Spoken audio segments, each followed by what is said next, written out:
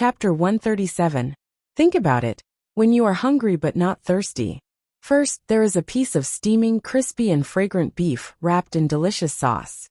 He picks it up with chopsticks and puts it into his mouth slowly. Then a mouthful of steaming white rice with distinct grains, sweet, soft and elastic, goes into his mouth. The aroma of beef is steamed by the rice and mixed together, permeating every grain of rice. As soon as he bites, the delicious juice bursts out in his mouth because of the smooth and tender taste. Then he is filled with joy and happiness. Li Yunxin once thought he would never experience this kind of happiness again. Because this body does not feel hungry. It is difficult to taste the deeper taste of food when eating without hunger. So he also understands why the Lord Dongting pays so much attention to satisfying the desire of food. But now this feeling appeared again.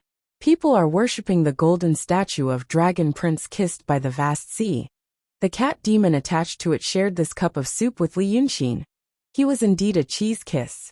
Mortals don't know whether this Qi Wen is Qi Wen or not. But there is only one Qi Wen god in the world. Who cares if he is Vast Sea Dragon Prince or Wei River Dragon King? Powerful people near Wei River all think that Qi Wen is dead. Only Li Yunxin sits in a wooden pavilion at the head of Egret Island, leaning against a wooden pillar of primary color, while enjoying the satisfaction and happiness of the power of incense, and wish flowing into his body like a trickle. He throws salted fish into the water. It is noon and the sun is burning. There are few people near the Dragon King temple. Cicadas are screaming in the trees, and dragonflies are standing on the tips of the withered grass. It is just summer, but the air on the ground has been a little twisted by the sun. There is a bamboo basket beside Li Yunxin with a dozen salted fish in it. The fishy smell attracts a few flies buzzing around him, but they never dare to get close because of their instinctive fear. Beneath his feet was the shallow waters of Dongting. At this moment, he was holding salted fish's tail in his hand. When he loosened his grip, he fell into the water with a splash. Hence he muttered. A salted fish opens its mouth and falls into the water with a plop. He picked up another one and threw it into the water, chanting, "Two salted fishes, two mouths open, plop plop plop into the water." After a while, he looked at the surface of the water, but there was still no movement. So he picked up the silver wine jug on the railing and poured a thin line into his mouth. Squinting at the sparkling lake, he threw another salted fish into the water. 3 salted fish with 3 mouths open, plop plop plop plop plop into the water. Just like that, he slowly threw the dozen or so salted fish into the lake. He kicked over the bamboo basket and threw away the wine pot. Leaning against the pillar, he slowly sat on the floor of the pavilion and closed his eyes. Li Yunxin rested for a quarter of an hour amidst the chirping of the cicadas and the cool breeze. Then he opened his eyes. She saw a pair of red shoes embroidered with golden threads and a thin red dress on the floor in front of her. So he tilted his head, half closed his eyes, raised a hand and waved it casually as a greeting. "Oh, Miss Li, how have you been after marriage?" The lady in the red dress did not speak. She only clasped her hands behind her back and silently walked a few steps in front of him. Then she looked at the lake outside the pavilion and asked, "For no reason, why did you throw that thing at my house?" Li Yunxin squinted his eyes and raised his head to look at her. He smiled. "That night when I saw Miss, I fell in love with her at first sight. I couldn't forget her. Today I was so depressed that I came to get drunk. I also heard rumors about Miss, so I bought a basket of salted fish and threw it into the lake, just to see Miss's face again. I even wrote a poem for Miss, 1 salted fish, 1 mouth." The lady in red was already angry. "You actually dare to use this matter to make fun of me? You're just a ghost cultivator, master." But halfway through her words she suddenly stopped. Her thin brows furrowed and her bright eyes turned around. The expression on her face became indifferent again. She only said, "Oh, so that's how it is. That Du Sheng. When he was alive, he was an interesting scholar who studied hard. But after he became a ghost and wanted him to become a ghost cultivator, he only knew how to say, 'My karma is here, my karma is here.' He's a fool. The moment he saw me, he cried and threw a tantrum, saying that he owed me a great debt of gratitude. How boring. You asked me how my marriage is? Not good at all. When Li Yunxin heard this, his eyes lit up. He slapped the fan in his hand and stood up. Yes, yes. A mortal's soul will be damaged if it leaves the body for a long time. Once it is damaged, it will become stupid and only have a heart of obsession. After all, that Du Sheng is just a mortal. As for me, The lady burst out laughing. Since you are interested in me, are you willing to follow me to White Forest Red Flower City and be my husband? Li Yunxin was stunned for a while, as if he couldn't believe that this matter was settled so easily. But after a while, he hurriedly stood up and said, I'm willing. The lady's pair of bright eyes looked at him up and down for a while, and the smile on her face suddenly disappeared. She took a step back, flew upside down and sat on the railing. Her pair of slender legs swung back and forth in the air, revealing her faintly discernible snow-white ankles under her skirt. Do you think I'm stupid? The lady slightly pouted and glanced at Li Yunxin. When you saw me that night, you only heard people call me Red Lady. But did they ever mention that my surname is Li? Just now you called me Miss Li. How could you not know that you've already given yourself away? Hearing her words, Li Yunxin was instantly dumbfounded. She stood rooted to the ground, unable to say a word. Seeing him like this, the lady finally smiled complacently. You're really smart. You know that I'm the daughter of Lord Dongting. And you also know that Taoist Leon Mount Jun is my father. I've heard about your matter from my father. She slightly narrowed her eyes. A dangerous smile appeared on her face. You're that dragon son's friend.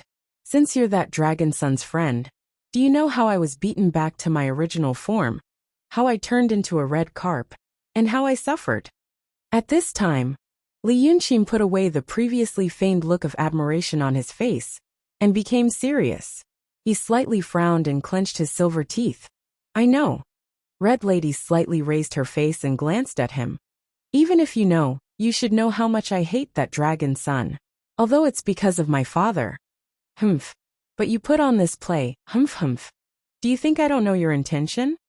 You guessed that I and that Du Sheng don't get along well. And you felt that I had some affection for you that night. So you planned to use your beauty to seduce me. What love at first sight, what unbearable suffering. Do you think I'm one of those mortal women? You're still far from deceiving me with this trick. Speak properly. Do you really intend to become my husband, and bewitch my father to take revenge for your dragon son friend? Is that right? Li Yunxin was silent for a while and took a deep breath. So what? Red Lady coldly snorted again. Aren't you afraid that I will kill you because I know that you're that dragon son's friend? Li Yunxin was silent again. After a moment of silence, he suddenly burst into laughter. Ha ha ha ha. So what if I die? He stopped smiling and looked at Red Lady with a slightly ferocious face. My friend was killed, and your father, Lord Dongting, was also his friend. But I told him these things, and he wanted to hurt me. It's okay if he wanted to hurt me. These days. But nothing happened. He is the Lord Dongting, a powerful monster for 3,000 years. Dragon Sun died beside Dongting. But he was indifferent. Do you know that there is a dragon cult recently? Worshipping Dragon Sun. Worshipping Cheese Kiss. Is there such a humiliation? Li Yunxin said angrily. I'm just a Yin spirit that is about to take shape. What can I do to that Daotong and the big monster? Do you know what's going on with the dragon cult? If you ask me, isn't it caused by that Daotong and the monster? He used the name of my friend Dragon Sun to absorb the power of incense and wish, but he absorbed it from another monster. She even wanted to humiliate him again. Yes, he die back. How can I bear such a great humiliation? Li Yunxin swung his sleeves fiercely. I can't think of anything else. In order to avenge this, I give myself to you. So what? So what if you kill me? This is my last chance. After he finished speaking, he stared straight at Red Lady. Although he looks fierce, he seems to be afraid in his heart. He grasps and puts down the folding fan and raises his head slightly. Obviously, he is cheering himself up in his heart. Red Lady looks at him calmly for a while. Suddenly, she shakes her head slightly and smiles. She raises her hand to fix her hair, and then squints at the distant Dongting. Then she turns to look at Li Yunxin. Look at you. Am I that fierce? Give yourself to me. What kind of nonsense is that? Do you think my appearance and temperament have wronged you? She purses her lips and smiles, looking at Li Yunxin up and down. I like your temperament. You are an honest and loyal man, but you know how to be flexible. She is silent for a while and sighs slightly. I am also like you. I married Du Sheng just to repay his kindness. I am a ghost, so I can only have a ghost marriage with him. I didn't expect that. He has completely changed. Such a turn of events seems to make Li Yunxin stunned again. He looks at Red Lady in a daze.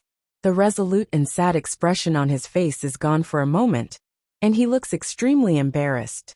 After being stunned for a while, he takes 2 steps back and stutters. Red Lady, you are? I am. Red Lady shakes her head and squints at the Dongting in the distance.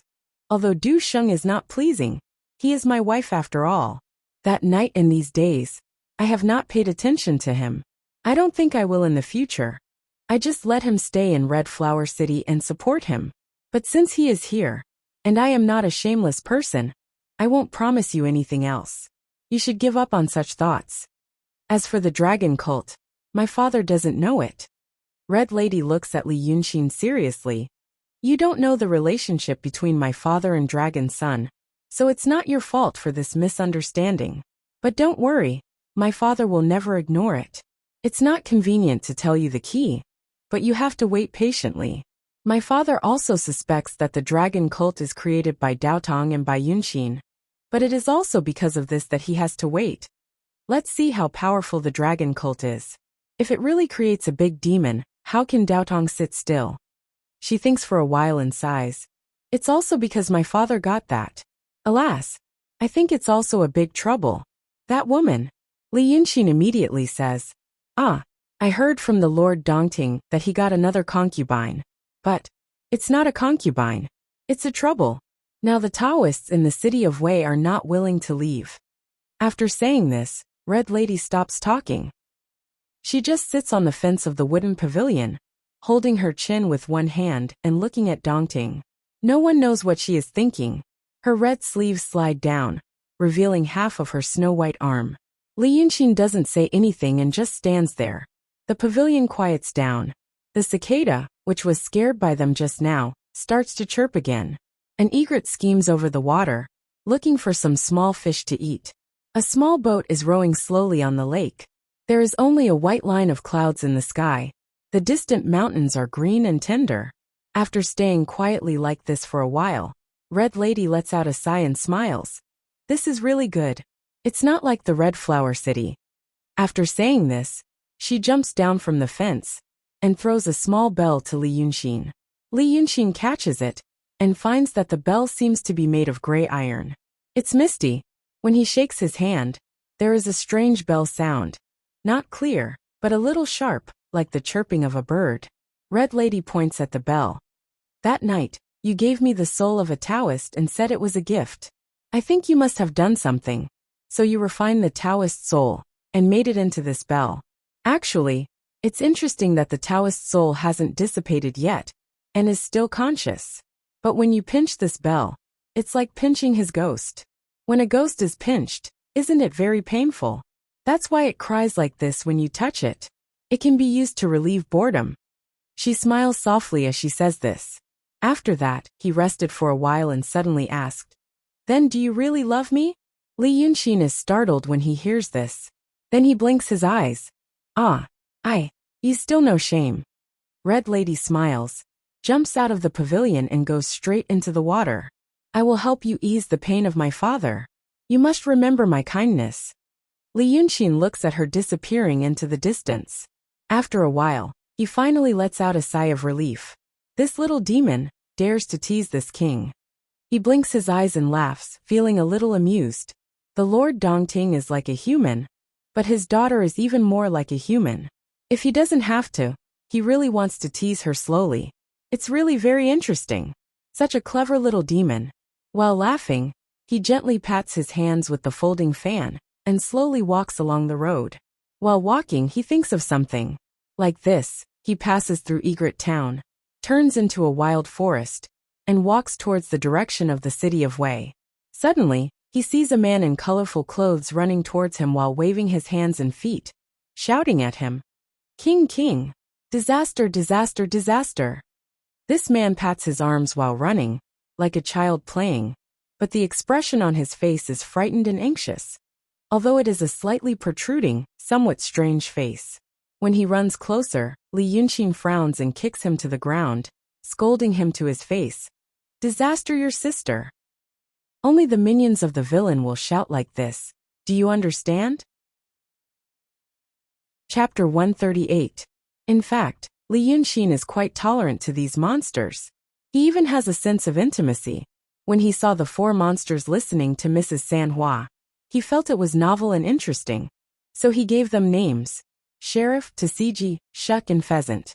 The one who comes here today is Pheasant. At that time, he just felt it was interesting. When he took over the bodies and went to see these monsters again, he actually felt intimate. This kind of intimacy has nothing to do with feelings. In Li Yunqin's view, it is just a physiological recognition because of similar identities. However, he knows that physiological feelings usually affect psychology, and a person like him can be so easily influenced by physiology, which means he has a sense of loneliness subconsciously. Because of loneliness, he needs the care and recognition of the same kind. Therefore, after seeing these monsters again, he feels, well, not bad. This is a dangerous tendency. He has a sign of losing control of his emotions, and he doesn't like this kind of sign at all. So he tries a kind of close but distant relationship, but it doesn't seem to be very successful. The pheasant is kicked to the ground by him. He stares with round eyes and still says, my king, it's not good. Li Yunqin sighs and picks him up. He takes a big step and walks a few miles in the jungle in the blink of an eye. Then he throws him to the ground. I told you to patrol the mountain well, and don't get close to the Dongting within a mile. Do you know how close you were to the Dongting just now? If you dare to mess up my business like this next time, I will stew you into a braised chicken tonight.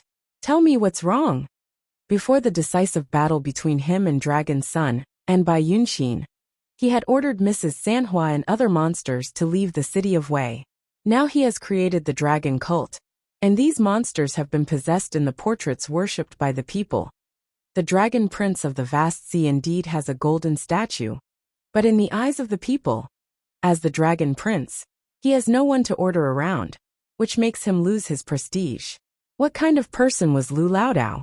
At once, he fabricated 4 protectors and 1 to serve the dragon lady. He also made a nondescript clay statue. The 4 little demons and Qiao Jiesen's soul also had a place to rest. Li Yunqin also orders the 4 monsters to patrol the wilderness forest between Dongting and the city of Wei when they are free. Although the little demons did not know what the king's intentions were, they still tried their best every day to tell him everything they heard, regardless of whether it was important or not. However, it was inevitable that they would stumble when they spoke. Li Yunqin always had to think carefully for a long time before he could understand what these guys wanted to say. Such as now. The pheasant stood up and said in a panic, the city. Aya, a fiend has come to the city. Outside the city, there was also a malefic star. Aya. Hearing what he said, Li Yunqin thought for a while. You mean a malefic star wandered in the city for a while, and then wandered outside the city for a while? Your Majesty, you are so wise. The chicken spirit nodded like pecking rice. He wanted to kill me when he saw me. Fortunately, I ran away fast. Now he is in the city again, Aya, searching everywhere. Did he use talismans or swords? The chicken spirit blinked. Both? Both. He stabbed me with a sword and wrote in his hand. Those who used talismans were from Daotong, and those who used swords were from Kenzo. Those who used both were wild Taoists. But these days, the divine dragon cult in the vicinity of Nanshan Hill was very popular. There were hundreds of foolish men and foolish women who came to the divine dragon cult. Such a strong power of faith made the cultivation of those few little demons increase a little. According to the level of human cultivators, the chicken spirit was now at the peak of the artistic realm. It was the same reason that he used to level up in games. It was always easy to improve at a lower level. A demon at the peak of the artistic realm could transform into a human form, although it was just an illusion. This kind of demon was not a newly formed evil spirit, that did not know the immensity of heaven and earth. To the unruly Taoists, it was already a very strong opponent. But how could he chase the chicken spirit to this state? Li Yunxin thought for a while and smiled. Okay. Take me to have a look. He knew someone came to the city of Wei, from the sky. He had his own source of information. It was not only limited to these few demons. Logically speaking, there should not be anyone who was not part of his plan. At least one kind of people. So what happened today should be very interesting. Today's city of Wei was complicated with all kinds of forces. He was walking on a tightrope, even more dangerous than when he was between the 9th young master and Lu Ling. He didn't really like this kind of secret of life, but he didn't like turning into a corpse after doing something spectacular. Well, if he died now, he would not even leave a corpse. Are you kidding? Who did not like the life of being respected by all? But he had to deal with these people and these things. The jade slip of enlightenment was what Daotong and Kinzo wanted. Li Yunxin should be on their list now. If he really showed his face and made a name for himself, endless troubles would come. No matter how strong he was, he could not fight against Daotong and Kinzo alone. But from another point of view, Daotong and Kinzo would not do their best to deal with him alone. That kind of huge thing could affect the whole body. Many things did not depend on whether it could be done, but whether it was worth it. Since his parents were still being hunted after living in seclusion for more than 10 years, it meant that the jade slip of enlightenment was quite worth it, in the eyes of Daotong and Kinzo. But there seemed to be a bottom line. Otherwise, there would not be a few Taoists looking for it in private. If Daotong and Kinzo mobilized all the forces in the world to do this, no matter how powerful his parents were, they would not be able to hide for more than 10 years. So in order to be able to show his face in public in the future, he needed to know how much Daotong and Kinzo were willing to pay for this jade slip of enlightenment. The previous price was a few cultivators of the Lingshu sword sect. It seemed that they did not care. Then it was the genius girl Lu Ling, who was at the peak of the transcendent state in the Langya cave. But Li Yunxin knew that it was not enough. After plotting against Lu Ling, he had thought that today would be the day when a stronger cultivator would come. It was a pleasant surprise that he got this body of Qi when he had accidentally integrated into another force. Demons. If he used it properly, it would be a big backer. What he needed to do now was to kill this cultivator in the city of Wei. At the moment, Li Yunxin only knew that such a person had come to the city of Wei, but he did not even know whether it was a man or a woman, old or young. He also did not know whether he liked this person's character. But he only knew one thing: this person had to die. Moreover, he had to die a tragic and unexpected death. In the 36 paradises and 72 sects, there were no more than 1,000 cultivators who were above the enlightened master realm and below the perfect harmony master realm. And there were no more than 100 cultivators who were above the profound realm. These people were scattered among the 108 paradises, and they were already treasures. So he planned to kill an enlightened master in the city of Wei to show them. As long as the decision-makers of Daotong and Kinzo were not immature, they would realize how painful it was, how strong he was, and how much they would have to pay if they wanted to continue to take the jade slip of enlightenment. Sure, there would be more profound realm cultivators coming to kill him, but they would also understand that he would not let them die quietly, and the whole world would know about it. Li Yunxin did not know what Daotong and Kinzo were afraid of, but he knew that they did not want to see this matter become a big deal. So they would change to a relatively gentle way. For example, by playing tricks or scheming. At that time, it would mean that he would be recognized as a feudal lord by Daotong and Kinzo. But the premise was that the enlightened master had to die. This would be a huge and meticulous project. Right now, he had only just built the framework and wanted to take a look at the extra screw in the framework. Li Yunxin returned to the Dragon King Temple and the Taoshi Road, which had become a ruin. He did not have many emotions in his heart. The ruins were still ruins, and they would remain ruins for a long time to come. Manpower was very slow, and grass had already sprouted between the broken walls. Some homeless people found houses in the ruins that had not completely collapsed, and did not seem worried that the houses would collapse while they were sleeping. Li Yunxin walked around the ruins for a while. and then called the chicken spirit out of the city to patrol the mountains. Some people were discussing the miraculous things that they had seen in the vicinity today. They said that a handsome young Taoist had caught a ghost from a haunted house in broad daylight.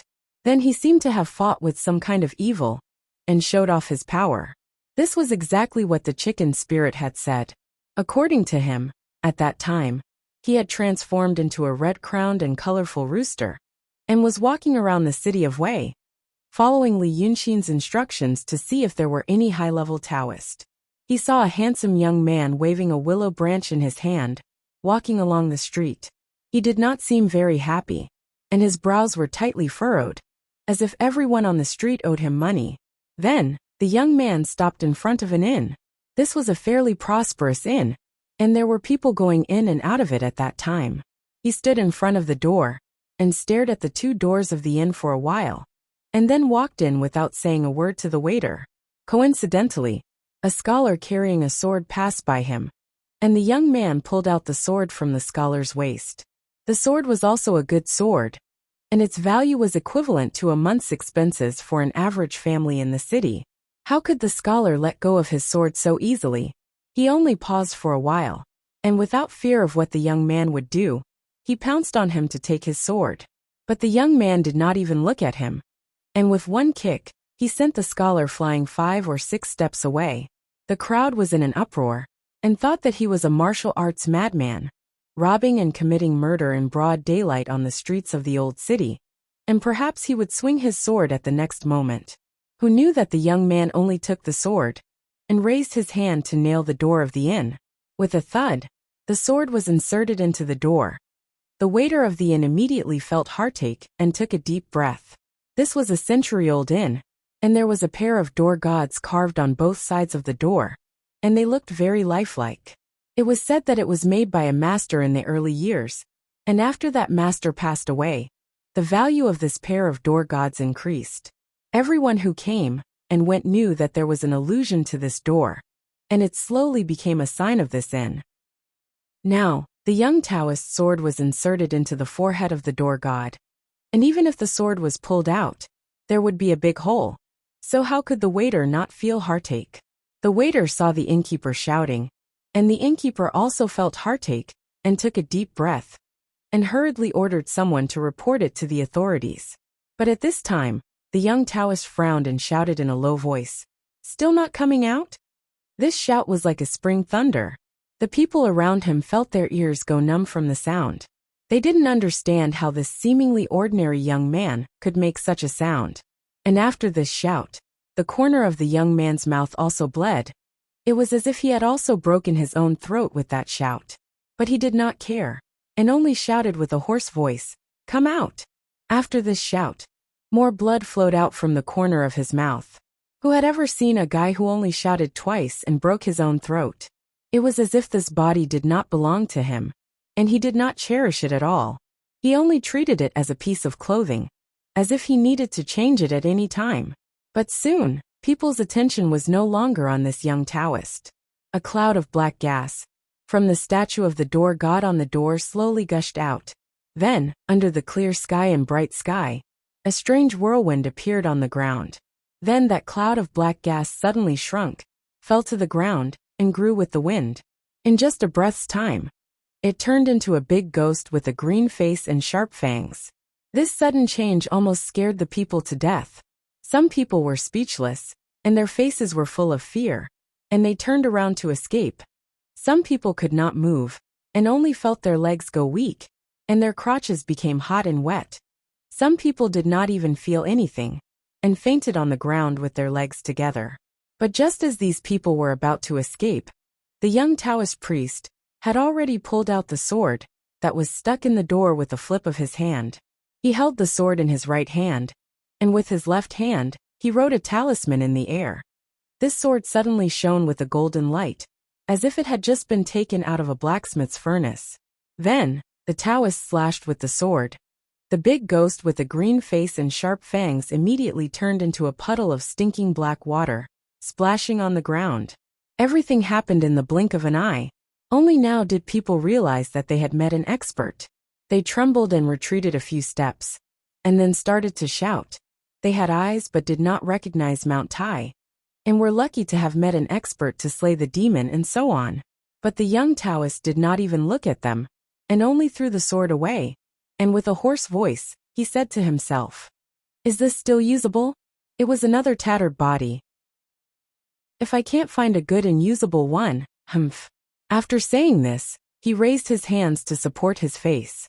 He quickly applied force, a cracking sound. The young Taoist broke his own neck. Everyone was stunned. After being stunned for a while, someone walked forward in disbelief and checked his breath. He was really dead. Chapter 139.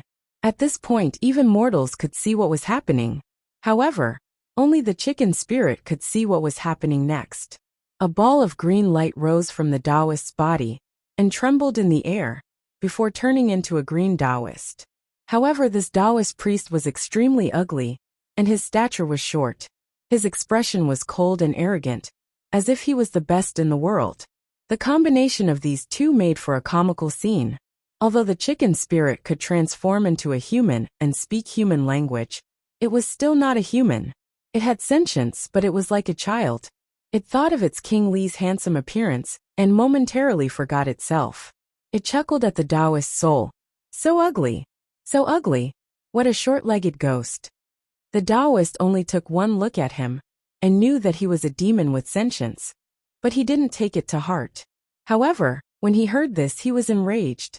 He slapped the back of his head and spat out a small green sword that grew in his hand. Then, he formed a seal with his left hand and slashed at the chicken spirit. The chicken spirit panicked and ran away while the Taoist soul chased after it. Although the chicken spirit's cultivation was shallow, it was still a winged creature and had a body. The Taoist's magic power was considered strong, but he had lost his body and was under the scorching sun. As time went by, the chicken spirit actually chased him all the way out of Wei City. Only then did the Taoist soul want to retreat. The chicken spirit was also scared and said, "Grandpa, don't chase me anymore, don't chase me anymore. You're so handsome, don't let the wind blow your mouth out of shape." Hearing this, the Taoist stopped and said to the chicken spirit, "The next time I see you, little demon, I'll definitely kill you." Li Yunxin realized that the chicken spirit dared to play tricks on him. It was clearly the chicken spirit who made the mistake first. Although killing someone because of a disagreement wasn't something a Taoist master would do, according to the chicken spirit's description, the Taoist soul wasn't a righteous person. In truth, even the cultivators of Daotong and Kenzo were mostly a bunch of mentally ill reservists. He did not take it to heart. He just wanted to see what kind of deity could actually use the techniques of Daotong and Kenzo together. So he walked to the front of the inn. Many people had already gathered here, and they were all discussing the miraculous events of yesterday.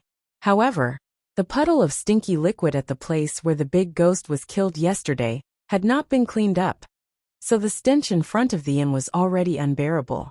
The shopkeeper frowned and said that he had tried many methods, such as splashing water on it, burning it with fire.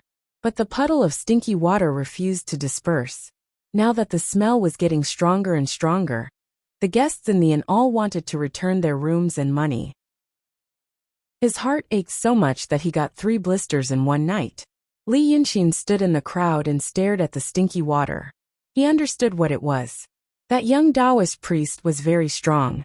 This stinky water was actually something similar to his Qi Wen's godhead. For hundreds of years, people believed that there was a door god on this door. Even if they did not believe it, they would think, maybe there really is one in their hearts.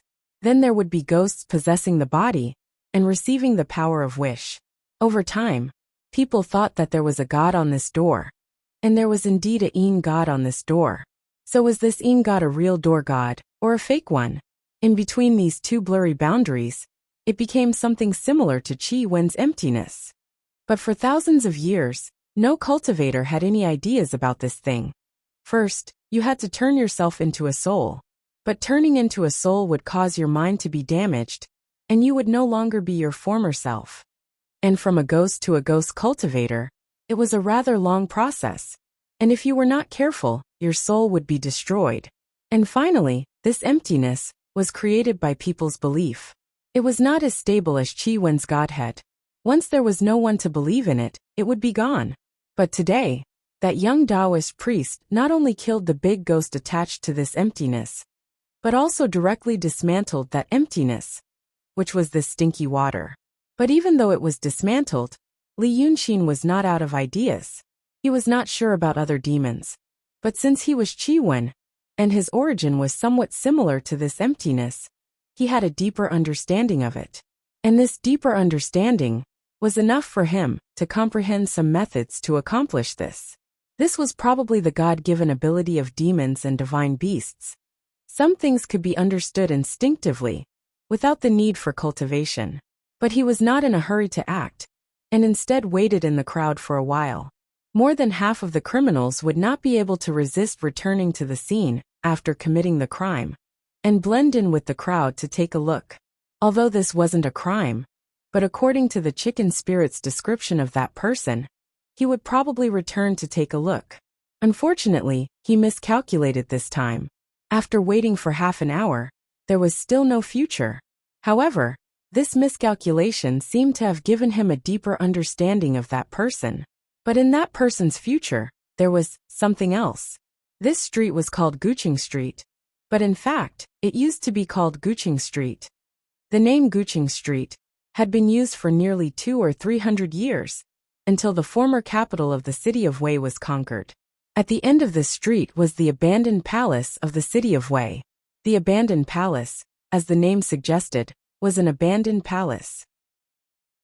When the city was conquered, the Qing army massacred the city for 3 days before stopping. Because of the fierce resistance of the former royal family, they suffered many losses. So after killing the emperor in the Golden Palace and stealing the treasures, they burned the palace down. Unfortunately, there was more than one Daqing state in the world. Although the cultivators did not say a word, the royal families of other countries strongly condemned this atrocity. There were always disputes in the world, and there were always wars between countries. In fact, the royal families and aristocratic families of different countries all had marriages with each other, and they were implicated. If a country was destroyed, even the royal family was not spared, then the world would be in chaos. The founder of the Qing kingdom killed General Finwei, who had ordered the massacre. But everyone knew that without the approval of the emperor, no one would have the guts to kill the emperor in the Golden Palace and burn the old capital. General Finwei was also born in a family of officials, so he did not know the taboo. But in the end, he made his stand, and the matter gradually subsided. But because of this, the ruins of the palace had not been touched. It was regarded as the mausoleum of the last emperor of the former dynasty, who was first killed in the palace, and then burned down by the fire. Thus, the Guqing Street leading to the abandoned palace slowly became the Guqing Street. The city of Wei was a big city, and it used to be the capital of the country. So the people of the city of Wei always had a different complex in their hearts. Back then, the city of Wei was the capital of the country for nearly 1,000 years. The capital was only a few hundred years. Li Yunxin could understand this kind of thinking. And now, under the bright sky, on this Guqing Street full of pedestrians, a group of Yin spirits came. The one in front was an armored soldier on horseback.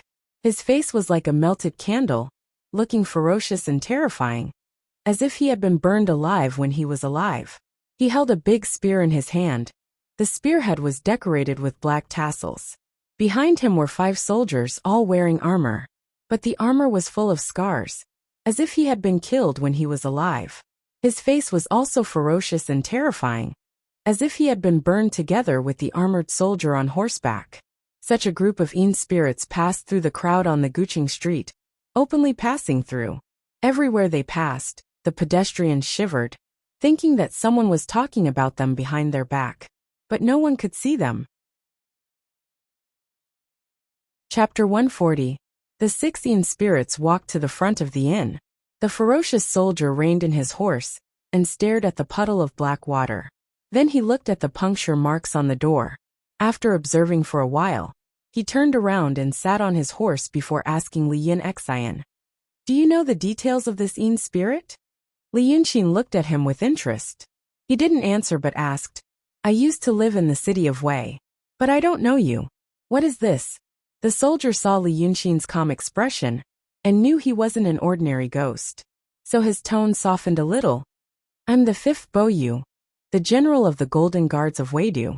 Today, I came here to investigate after I learned that people of Weidu were killed. Li Yunxin clapped his hands with his folding fan and said, Oh, you're the 5th general. Sorry for not recognizing you. Well, this is what happened.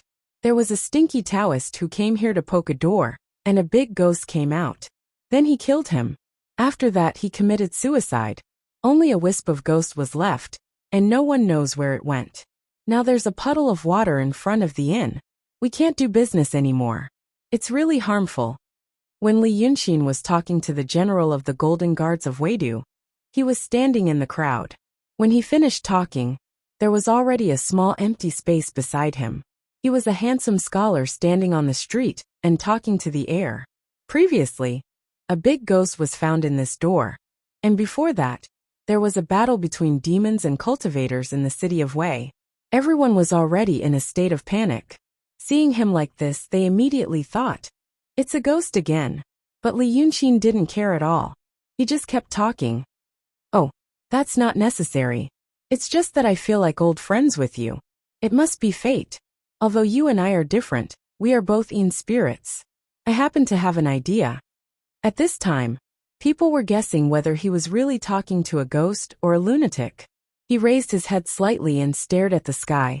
He listened for a while and shook his head with a smile. Well said. My master is Miss Bai Yunxin. AI, there's no need to mention my real name. My young Miss Bai calls me Li Yunxin. After saying this, he turned around and walked to the door of the inn. The last person who did this made the doorway stink. So this time, the innkeeper mustered up his courage and stood in front of him, trembling with fear. You, what do you want? Li Yunxin frowned and sneered. Mortal, you really don't know death. I want to help you get rid of this disaster, and you dare to make excuses? If you don't move aside, you'll be like this. After saying that, he waved his hand. With a swish, 5 deep claw marks appeared on a red wooden pillar in front of the inn. The wooden pillar was almost cut in half. The innkeeper was stunned for a while. He stared at Li Yunxin's hand and heard a creaking sound coming from the roof. He ran straight into the crowd. Li Yunxin snorted and frowned as he looked at the puddle of stinky water. Then he waved his hand, and the black water, like water stains on a red-hot soldering iron, sizzled and quickly disappeared. After a while, even the stench was gone. After doing all this, he turned around and looked at the soldier on the horse. I've put it in place. General, you can rest assured. The ferocious-looking soldier frowned and stared at Li Yunxin. Your Excellency is so powerful that I've never heard of you. Who are you? Li Yunxin smiled. Go back and ask your king. You'll know. After saying this, he ignored the soldier and turned to look at the people on the street. After looking carefully, he finally found the innkeeper in the crowd. With a wave of his hand, a gust of evil wind wrapped around the innkeeper. Seeing this, the people immediately screamed and ran away, dispersing from the street. But perhaps the supernatural things that happened in the city had gradually made these people used to it. They didn't run far, but hid in the street corners or behind trees, looking out. The innkeeper was trembling like a sieve. He didn't know what to say, so he could only say, Grandpa, spare me. Hero, spare me. King, spare me. Li Yunxin stared at him for a while, smiled evilly, and threw him to the ground. After a few steps, he suddenly turned his head, but his face was full of anger. I helped you get rid of that puddle of stinky water. Why are you afraid of me, huh? Why are you afraid of me? The innkeeper just trembled, holding his head, and didn't say anything. Li Yunxin was angry again. Why don't you speak? Why don't you ask my name so that you can repay me in the future? Don't you say that people understand etiquette best? If you don't ask me, I'll eat. I'll kill you. Hearing his words, anyone with a clear mind would know that he wasn't a human. The words, I'll eat you, almost slipped out of his mouth. The innkeeper might be scared, and he really asked in a trembling voice, King, what's your name? I'll prepare 3 animals in the future. He wanted to say please come and enjoy, but he was afraid that if he really came he would suffer. Fortunately, Li Yunxin was happy after hearing this. The anger on his face suddenly disappeared, and he smiled. Listen, I'm a follower of the dragon cult. Dragon cult, do you know? In these days, some people in the city of Wei did know that there was a dragon cult by the Dongting Lake. But most people still didn't know. Hearing his words, the innkeeper was a little confused, and those hiding in the distance didn't even know what the dragon cult was. He got angry again and grabbed the innkeeper. Are you clear about it, Then he stared at those people in the distance. Today, the dragon cult will eliminate the disaster for you. Do you understand? If you say something wrong in the future, I'll. Speaking of this, he suddenly grinned from ear to ear, showing 2 rows of white sharp fangs, and gave a shrill and horrible shout. Eat them all! Even the boldest people didn't dare to look at this scene anymore. He might be a demon, and he really is a demon, were 2 completely different things. A group of people screamed and ran away, and the windows of the houses facing the street were closed with a clatter. The innkeeper had already fainted because of fear. In the blink of an eye, only Li Yunxin was left in the middle of the street. He snorted, walked a few steps into an alley, and waved his sleeves. A cloud appeared from the ground and carried him up to the sky. But the problem was it was daytime. A cloud appeared in the city and went straight to the sky. Who couldn't see it? The person in the cloud seemed to be aware of this. He snorted angrily in the air, and suddenly turned back and disappeared in the city of Wei. After a quarter of an hour, a child beggar staggered to the door of the previous inn. The innkeeper had been rescued. He leaned against the pillar of his own house, and kept sighing, saying how could he attract so many demons in a day. Some busybodies asked him what happened at that time. The innkeeper said slowly, while pretending to be pretentious, which made people stare at him. The child beggar listened to him. After hearing that, she suddenly started giggling. Well, what a stupid imposter monster. Chior doesn't fit, and this one doesn't fit either. Why don't you try the monster? Chapter 141. The beggar said with a smile, and immediately ran towards the direction where the cloud landed. Although the city of Wei couldn't be compared to the cities with millions or tens of millions of people in the future, it was still a famous city praised by people of this era. Although the beggar's legs were as fast as the wind, and it only took him half an hour to get there, he didn't find anything except a group of stunned and panic-stricken people. Everyone said that there was indeed a person who landed here. He was very handsome. How could a demon be so good-looking? He must be an immortal who came to the city of Wei to kill the demon. Some said that the person's dressing and clothes were very familiar. He looked like the Taoist who was walking around in the city of Wei. It was said that the Taoist made a miraculous thing like a river full of sour soup. Hearing this, some people exclaimed, I do remember him. These words spread quickly and were heard by the beggars. Originally, he just wanted to find a stupid demon to change his skin. But after hearing these things, he calmed down and frowned, because he still remembered the reason why he came to the city of Wei with Yanzi. After thinking for a while, the beggar slowly walked away and returned to the residence of the Shangqing Danding sect. Naturally, there were some servants who didn't recognize him and blocked his way. He killed them with a wave of his hand. Yunzi was sitting on the couch and looking at the sky and clouds outside the window. Seeing the beggar came in, he smiled bitterly. You broke your body again. The beggar snorted. Chior is good-looking but useless. He only said a few words and his throat broke. That's really troublesome for me. Originally, I wanted to replace him with a stupid demon, but I found something strange. Yunzi liked the way the other party was acting, calm and rational, instead of flying into a rage. So he praised him carefully. Oh, I knew it wouldn't be that simple when you said you wanted to go out and play. You really gained a lot. What is going on? The beggar was even happier after being praised. He squinted his eyes and smiled. He jumped onto the table and sat in front of Yunzi. His left hand brushed aside the messy hair hanging in front of his face, and his right hand grabbed the dried fruit on the table and put it into his mouth. As he ate, he talked about what he had seen and heard.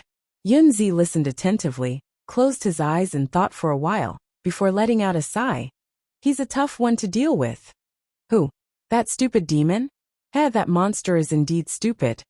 Yunzi pondered for a while and said, that Bai Yunshin would come to Daotong every few decades to make a ruckus for that feather coat of hers. Therefore, he more or less understood her. She had a servant girl by her side. Even now, I don't know what her original identity is, but she has some skills. You said that the monster scared people on the street today and claimed to be a member of the dragon cult. His style is indeed that of a demon, but this matter doesn't seem to be the intention of a demon. The beggar frowned. What are you thinking about? Do I have to think about so many things again? A sinister plot. You really think too much. Yunzi smiled. Have I ever miscalculated? The beggar twitched his mouth, but he couldn't say anything to refute, so he continued to eat his fruit. This is a plot within a plot. Yunzi let out a long sigh. Those who are simple-minded will only see the first layer. That demon is a member of the dragon cult, so the dragon cult is not a good person, so they should stay far away from them.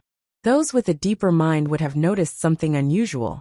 For example, although this demon seems to do whatever he wants people to remember that he is a member of the dragon cult. This is too deliberate. So he is doing it on purpose. He deliberately pretends to be fierce, so that people will be afraid of the dragon cult. Then, he is actually an enemy of the so-called dragon cult, and he wants to do something bad to them. The beggar thought for a while, then slapped the table. What you said makes sense. Yunzi twirled his beard, smiled, then shook his head. But this is only the second layer. The flaw of the second layer is too obvious. That person deliberately wants us to think of the second layer. Normally, when people think that there is a deeper meaning to this matter, they will become complacent and self-satisfied, and they won't think about it any further. In fact, that person should really be a member of the dragon cult. The beggar thought for a while, then frowned. Then why did he do all this? Since he is really a member of the dragon cult, why did he pretend to be a member of the dragon cult? Yunzi smiled. That person wants us to think that he is an enemy of the dragon cult. He must know your whereabouts. Then, we will be interested in him, and we will want to see who is on our side. Then, he can take the opportunity to get in touch with us and get some information from us. The reason I put on a show was because I wanted to make it more realistic. When the time comes, as soon as you tell him the second meaning, he will play dumb and say, "Oh, you saw through me." In this way we can trust him even more. After saying this, Yunzi was silent for a while. You said that the man bared his teeth on the street and said that he wanted to eat people. She can also fly in the sky. Then, she should be Bai Yunshin's servant girl. In the past few days, I've sent people to investigate in the city. That night, more than one person saw a demon that looked like Li Yunshin in the ruins of the Dragon King Temple. With one palm, it smashed Li Yunshin's corpse and disappeared without a trace. From the looks of it, that fiendish demon is this fiendish demon. I previously deduced that the dragon cult is related to Lord Dongting and Bai Yunshin. Now, from the looks of it, the fiendish demon you saw might be Bai Yunshin's servant girl. How can a great demon that can fly in the sky not be famous? There is only one. After hearing him say so much, the beggar felt dizzy. He impatiently threw the dried fruit in his hand on the ground. Tell me more clearly what happened. Simply put, it is very likely that Bai Yunshin put on a show to mislead us, to make us think that he is an enemy of the dragon cult. Then, he took the opportunity to gain our trust and instigated a fight between us and Lord Dongting. When Yunzi said this, he shook his head slightly. But according to you, you killed the big demon in the sect, and that person came an hour later. Once he came, he put on such a good show. It was completely an impromptu idea. Such quick wit, although not as good as mine, is worthy of the word scheming. If that's the case, let's play with her. She wants to find out the truth about us. You just pretend to be fooled and tell her. That kind of person will definitely show you some flaws on purpose.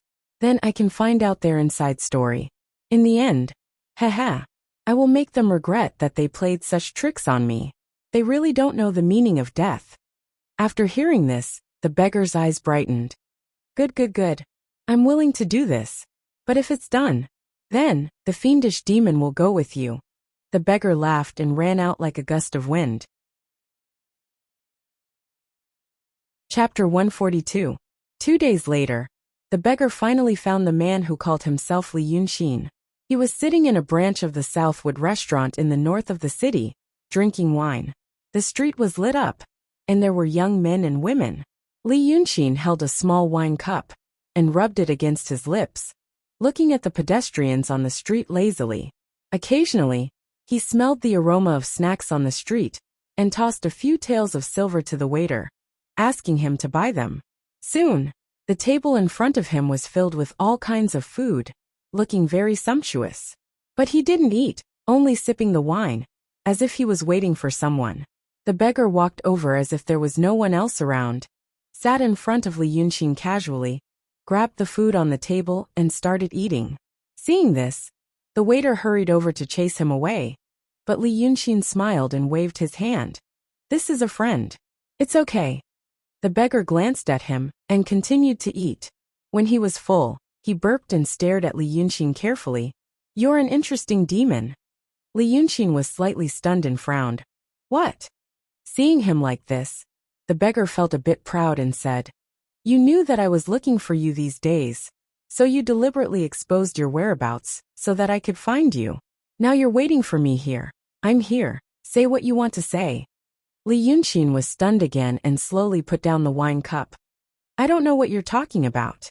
See you later." After that, he stood up and was about to leave. The beggar didn't stop him and sneered, "If you leave like this, how will you explain to your Miss Bai when you get back?" Li Yunxin's body froze. The beggar laughed again. "You put on a show for us on the street. Did you think we couldn't see through you? You said you're a disciple of the dragon cult. But in my opinion, you're the enemy of the dragon cult, right?" At this moment, Li Yunxin didn't seem to be afraid of the boiling water anymore. He turned around and looked at the beggar, then sat back at the table and curled his lips. "Oh, what do you mean?" The beggar proudly told him about the second level that Yunzi had told him about. After he said it, Li Yunxin raised her eyebrows as expected. "Oh, you actually saw through me." Everything was as Yunzi expected. Even the words he said were shockingly similar. The beggar smiled faintly and did not reply. Li Yunxin smiled as well. "If that's the case, I won't hide it anymore. I'm sure you've already guessed my identity. The reason why I put on such a show to test you is to see if you are a smart person worth befriending. My master has a treasure in that person's hands that he must have. And this treasure is inextricably linked to you. However, my master doesn't want to cause any more trouble. He just wants to take that treasure and return as soon as possible. Oh, you should be clear about this. So in this matter, we can be friends." The beggar smiled when he heard that. "Be friends? Your master killed Fairy Ling Kong of Daotong. How can we be friends?" Li Yunxin was silent for a while. He poured himself a cup of wine and drank it all. He squinted at the beggar and smiled. "Why play dumb? You and I both know that Fairy Ling Kong is not dead. As for why she is not dead and where she is now, I don't think I need to tell you, right? Right now, my master wants that item. You want Fairy Ling Kong. Oh, you also want the jade slip of enlightenment that was originally in Dragon Sun's hands. So, we each take what we need and kill that Lord Dongting. Isn't that perfect?" The beggar squinted his eyes. "Oh, you actually know about the jade slip of enlightenment." Li Yunxin just tilted his head and did not speak. The beggars were already 80 to 90% convinced by his actions. Because no one else could know so many secrets: the feather robe, the jade slip of enlightenment, and the not dead Lu Ling. So on such a night the two people, each with their own ulterior motives, reached a seemingly unbreakable relationship of trust. The beggar answered the words of the jade slip of enlightenment. Li Yunxin smiled. "I don't just know. I also know that in order to find the jade slip, you have killed some people." But he pointed at himself. "I escaped." Although the beggar was surly, he was not stupid. After a moment of surprise, he looked at Li Yunxin and smiled evilly. "Tell me, why did you disguise yourself like this?" "Oh, that Li Yunxin is actually so beautiful. It's a pity that I didn't see him at that time." Li Yunxin was stunned for a while. But this time, it was the genuine stupidity. His mind was filled with alarm. It was this person. On the night of the thunderstorm, the person who made his parents suddenly disappear. Ah, he let out a long and light sigh in his heart. I finally found you, my friend. The mysterious person who killed his parents did not show up, and he felt that the person was always hiding in the shadows. But now, he actually presented himself in front of him. After being stunned for a while, Li Yunqin put down the wine cup on his lips. My master likes Li Yunqin. Oh, he likes his taste. Li Yunqin smiled warmly. His arms were close to his ribs, and his hands were crossed. He sat obediently. He is also very pitiful. It is said that his parents, well, he said that they were plotted against. He said that his parents were very powerful, but they were killed by a sneak attack from a villain. When he heard this, he felt that he was even more interesting. It's a pity that he died later, so he asked me to transform into his appearance. When he said this, he was looking at the beggar's reaction. He saw that he was proud at first, but when he heard sneak attack from a villain, he frowned and wanted to say something but stopped. When he found out that Li Yunqin only said this, and then changed the topic to talk about his master, he was even more unhappy. Li Yunqin knew that this guy was very eager for him to mention what happened that night, or at least to say a few more words, so that he could defend himself.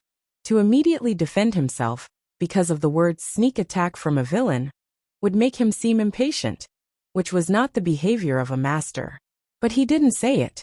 Instead, he rambled on about some meaningless things, which only made the beggar more unhappy. For example, he praised Li Yunqin for being loyal, honest, handsome, smart, elegant and elegant. Then he persuaded the beggar to drink a few cups of wine. It was night time, and there was an oil lamp on the table. As Li Yunqin spoke, he held his chin with his left hand, and moved the oil lamp with his right hand, making the flame flicker, as if it was following a certain pattern.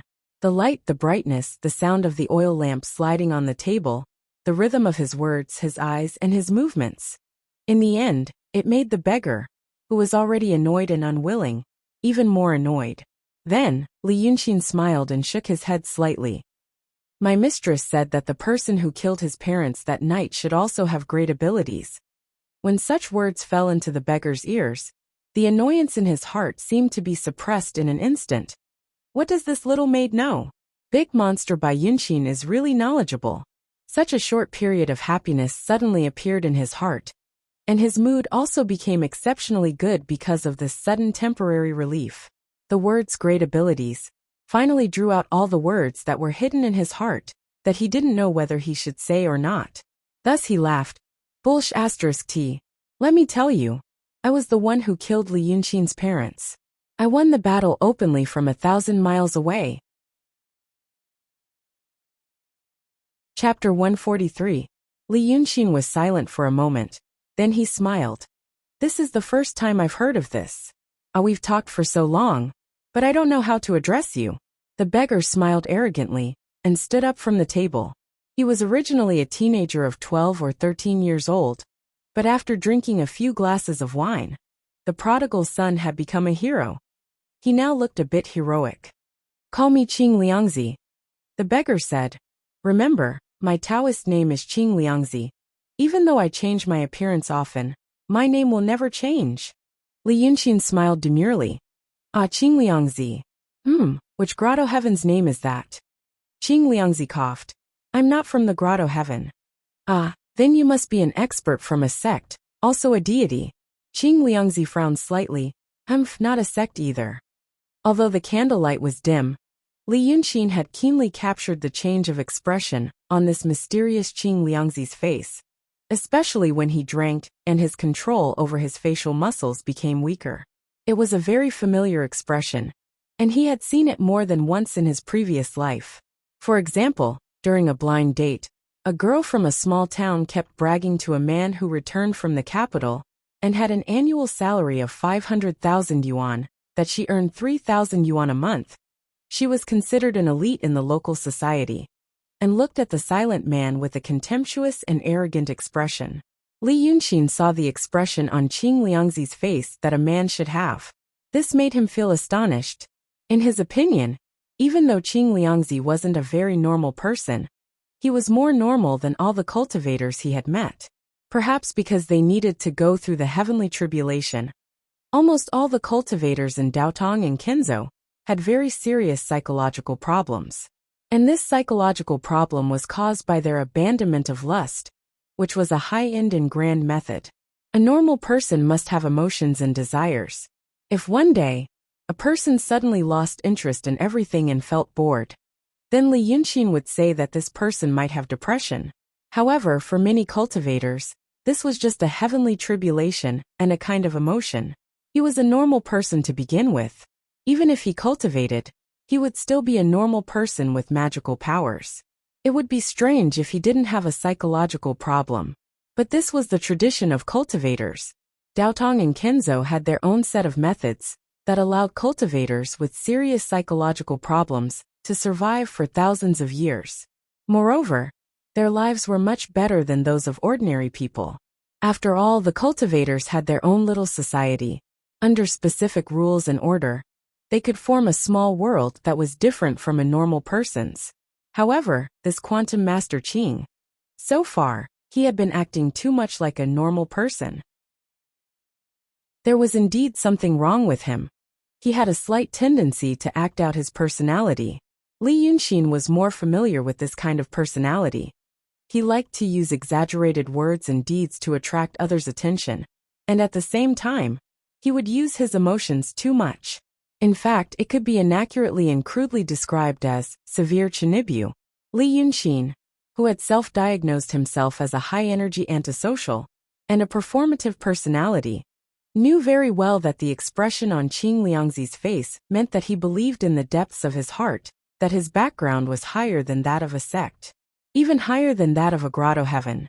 But this Qing Liangzi wasn't a fool who didn't know the immensity of heaven and earth. He came together with a high-level grotto heaven cultivator. So what was his background? So Li Yunxin's face revealed a vivid look of sympathy and contempt, as if he was trying hard to suppress it. Ah, it's nothing. Heroes don't ask about their background. Although you're not from a grotto heaven sect, but you. Qing Liangzi snorted coldly and interrupted him. What's the big deal about Daotong and Kinzo? I know all the cultivation methods of those trash. Let's dual cultivate. Those people think that they have the most orthodox cultivation methods in the world. They think that every secret technique of the grotto heaven and the sect is a secret that can't be passed on. And they're afraid that others will learn it. He curled his lips and looked at Li Yunxin. We have all of them. Li Yunxin's face showed just the right amount of dullness, and then it quickly turned into a look of deep doubt. It was the kind of disappointed look that said, I didn't expect you to be this kind of person. Well, about this, Then which grotto heaven's elder is in the base? Qing Liangzi frowned angrily, and didn't let him change the topic. You don't believe me? What kind of knowledge do you have, little demon? Let me ask you, do you know the phrase in the same boat? Have you ever heard of the Freemasonry? This was the third time tonight that he made Li Yunxin really stunned. His heart was in turmoil, and there was also a big drum beating in his heart. The ferocious waves slammed into the drum, causing his expression to change. Of course he had heard of the Freemasonry. That was in another world. It was an organization that seemed to be overly interpreted and mysterious. Of course, it seemed. According to his limited knowledge, it was a huge and mysterious religious organization that was said to have a history of thousands of years. It appeared in England in the 18th century, and its literal name was Freemasonry. It claimed to pursue the will of human survival and understand the mysteries of heaven and earth and the universe. There were many rumors about this organization that sounded ridiculous, but Li Yunxin knew that a lot of things that sounded ridiculous were actually very ridiculous and couldn't be true. But he quickly suppressed the fluctuations in his heart and just calmly shook his head slightly. Never heard of it, Freemasonry. Interesting name. Is it from the meaning of in the same boat? Is it a carpenter society that builds ships? He shouldn't have talked about carpenter. It would be too abrupt. But he had to take the risk. Qing Liangzi's origin was mysterious, and he indeed mastered the methods of Daotong and Kinzo at the same time. The reason why cultivators didn't practice both was because it was said that it would cause people to be possessed by the devil and eventually die. It was common knowledge that people couldn't practice incense and power of will. But this guy subverted it. And he mentioned a name that he was very familiar with. Li Yunxin knew that he wasn't the only one with a similar special identity in this world. Therefore, even if there was the phrase "in the same boat," the name of the Freemasonry was strange. He didn't believe in coincidences. The Freemasonry was Freemasonry, so he said they were in the same boat, because of the two words "in the same boat." Observe Qing Liangzi's reaction. Seeing Qing Liangzi, he was stunned at first, and then frowned. "What carpenter? Don't be disrespectful. What do you know, you demon? Our Freemasonry was established by hundreds of saints who reincarnated from ancient times. Saints live as long as heaven and earth, and are born to understand the mysteries of this primitive universe. The reincarnation of saints is to save the world from a great calamity that is about to come. In the same boat." Qing Liangzi talked for a quarter of an hour without stopping. Li Yunxin realized that this guy had been brainwashed. Chapter 144. Brainwashed was not a derogatory term. Everyone abided by the so-called moral code. Which one of them was not brainwashed? But in this quarter of an hour, Qing Liangzi showed an obvious tendency to be controlled, which was contrary to his nature. It was as if once the topic of Freemasonry was mentioned, he automatically entered a certain mode. His whole person became selfless, great, and full of humanity. This was the second time Li Yunxin encountered such a situation. Last time it was Lu Ling. It seemed that someone had helped her establish a strong psychological defense mechanism. Once the jade slip of enlightenment was touched, her heart would be alarmed, and she would quickly get rid of her irrational state. Although Qing Liangzi's situation was different, Li Yunxin believed that these two things did not seem to be purely coincidental. This world his peers existed, and he was also a master of manipulating people's minds. Therefore, he quickly and decisively used a series of meaningless noises, movements, and lights to make Qing Liangzi feel a slight physiological discomfort. Then, he used a few obvious suggestive words to distract his attention, and quickly pulled him out of his defensive state. But at this moment, the atmosphere became strange and awkward. Li Yunxin tried to talk about other things, such as asking about the situation of the Lord Heavenly Abode. Qing Liangzi quickly spoke without any hesitation. However, when he spoke, he became calm and serious, as if he was just doing what Yunzi told him. Li Yunxin also told him about his master. The two talked until late at night. The customers in Southwood restaurant had all left, leaving only the two of them sitting opposite each other under the oil lamp. The table was a mess of cups. In fact, their original goal had been achieved. They each revealed some inside information with an attitude of "let's talk and see what happens." But Li Yunxin knew that Qing Liangzi was already vigilant. This Qing Liangzi was not Daotong, nor was he from the heavenly abode. He belonged to a secret organization called Freemasonry. This organization was created by several hundred saints and paragons who reincarnated from the primordial era in order to save the world from a calamity. Li Yunxin believed that some of the things he said were true. For example, those virtuous paragons knew the secret manuals of Daotong and Kenzo, and used them to create cultivators like Qing Liangzhu. It was also said that the saints themselves were unfathomable, almost as old as the heavens and the earth. One of them had even lived for 3,000 years. Qing Liangzi had not been frank about these matters, but Li Yunxin had deduced them from the details that he had accidentally revealed. Such an organization, or rather, a sect, logically speaking, they should be able to compete with Daotong and Kenzo, so why have I never heard of them before? Li Yunxin realized that he might have touched upon a certain core. There should be some incredible secret hidden in the translucent jade slip. Daotong and Kenzo were looking for it, and so were the mysterious Tongji Society. Therefore, when the two were about to part ways, Li Yunxin asked the same question again. "You said that you were going to confront Li Chunfeng and his wife fair and square. What's going on?" A sly smile appeared on Qing Liangzi's face. "You're a good demon. But I can't tell you now. That Yunzi is probably waiting for me anxiously, so I have to go and answer him first." The beggar stood up, hesitated for a moment, then said, Why are you so concerned about this? You're just a demon. Is your true form male or female? Li Yunxin only looked at him in the candlelight. My master told me to transform into this human form, so I have to care about his past. Then I'll go and answer him first, then I'll talk to you. The beggar pointed at the table. If you want to know something else, wait for me here. I'll be back soon. After saying this, the beggar turned and left, quickly disappearing into the night.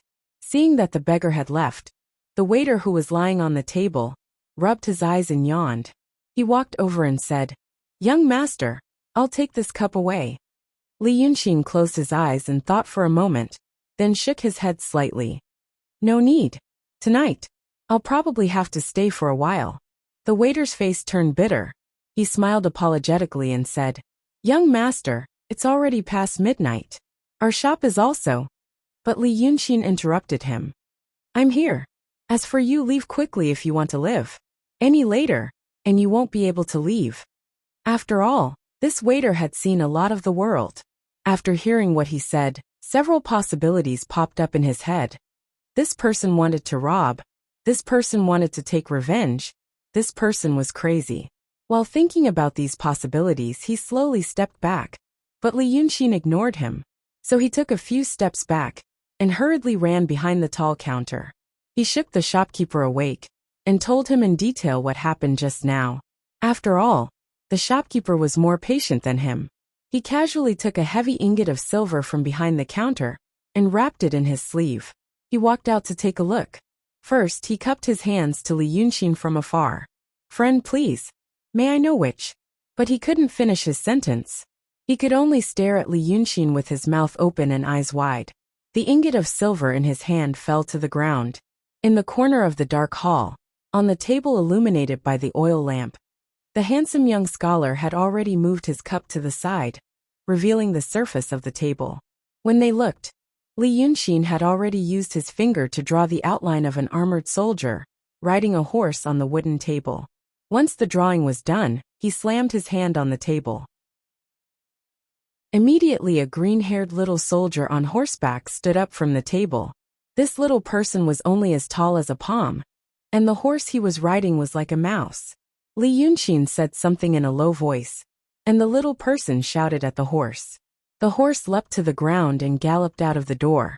Then he grabbed a handful of peanuts from the plate on the table and scattered them on the ground, then blew on them. The peanuts immediately turned into a little person wearing a red helmet and red armor.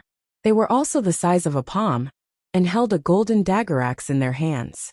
After making a ruckus for a while, they lined up on the ground next to Li Yunxin. They raised their heads in unison and listened to his instructions. Then they dispersed and ran out of the door. At this time, Li Yunxin raised his head and picked up the wine pot on the table. He drained the remaining wine and drank it in one gulp. I want to eliminate evil here. And that evil is setting up a formation in the distance. If the two of you don't leave, I'm afraid you'll become ghosts. At this time, the shopkeeper and the waiter seemed to wake up from a dream. They didn't even bother to pick up the silver on the ground and ran away. Li Yunxin stood up and went to the back of the counter to get another pot of wine. He wanted to take it slow and make a long-term plan. He didn't know that he accidentally triggered the warning in Qing Liangzi's heart. After the other party left the shop, he cast a spell to seal off the street entrance. This meant that the other party was extremely sensitive to anything or anyone related to the Freemasons. Li Yunxin knew that it was his slightly reckless probing that led to the current situation. Therefore, he also knew why so few people knew about the existence of the Freemasons. Because just like in front of him, those who knew about it were almost all killed. First, he killed the other party's parents. And now he wanted to kill the other party's son. Li Yunxin raised his head. The wine pot turned into a thin line under the moonlight and went down his throat. Then he threw the wine pot away and sighed. How can they bully people like this? How can I fucking tolerate this? Chapter 145. In the residence of the Shangqing Danding sect in the city of Wei, the candles were lit for half an hour. Then the beggar stopped and said in silence, So that's it. Yunzi looked at the beggar and sighed. Old friend, you're hiding something from me. We've known each other for so long, and we've done so many things together. In such a season, what else can you hide from me? Usually, the beggar would lose his temper after hearing such words. But today he showed a rare smile and said to Yunzi, "Since we're old friends, you should know some things." Alas! He thought seriously and said, "Okay, or let me put it this way. After I leave here, I'll go back to that place and kill that demon. If he's lucky, he'll have a whole corpse and maybe I'll wear it. If he's unlucky, he might not even have a piece of his body left. But no matter what, I must kill him. Do you know why?" Yunzi frowned. According to what you just said, his behavior, actions, and speech are indeed the mate of that demon by Yunxin. She's a very important person in our plan. So why do you insist on killing her? Because he asked me the questions you want to know. The beggar looked at Yunzi with a rare serious expression. This surprised the true state cultivator, who was used to him being as childish and temperamental as a teenager. "You always like to ask me those questions. And you like to ask me those questions in a roundabout way. But old friend, if I had not been so fond of you that I had carefully avoided those things, I would have been forced to kill you, as I did today. A name, even if you know a name, it's a taboo." The beggar stood up in the candlelight and closed his eyes to feel for a while. Yes, she's still there. She was trapped by me. She asked me those questions just now, and I told her all of them. Because I planned to kill her. She was like a dead person in my eyes. Even if I knew, I only knew for an hour. Heaven knows, earth knows, you know, and I know. Yunzi frowned. Your sect really has such great power? Even Daotong and Kinzo can't protect you? You're a genius who practiced Taoism and swordsmanship at the same time. But your sect forced you to abandon your body and become a ghost. You really don't care about such hatred? We practice heavenly will dharma for immortality, but now you... No. The beggar interrupted him seriously. I don't hate. Old friend, I don't practice heavenly will dharma for immortality. We just want to save the world. From where? Yunzi's brows were still furrowed. He felt that the other party's words were ridiculous and stubborn. The world is currently under the control of the orthodoxy and the sword sect. The world belongs to the cultivators. What kind of disaster would need your sect to replace the orthodoxy and the sword sect to save it? The beggar stayed for a while and smiled, meaning Gaf Chi.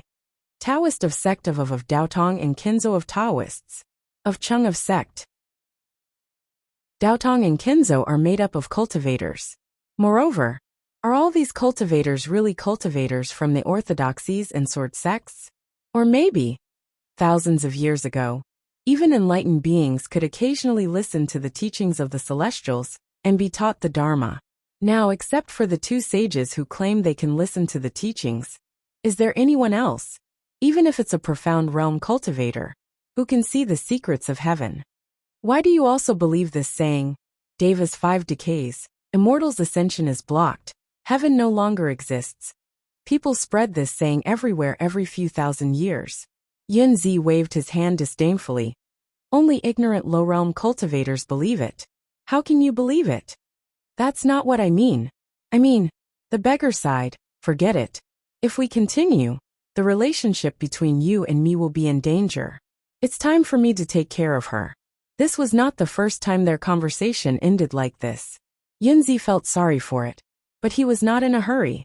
Therefore, he changed the topic. If you want to do it, then do it. I can think of some ways to push the blame to the old Lord Dongting. But you were seriously injured in the battle with Li Chunfeng and his wife.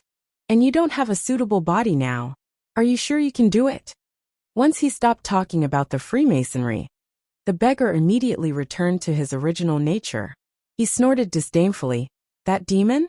You cultivators with bodies are not good-looking. But I, a wandering ghost, am good-looking. That demon is at the peak of the transcendent realm.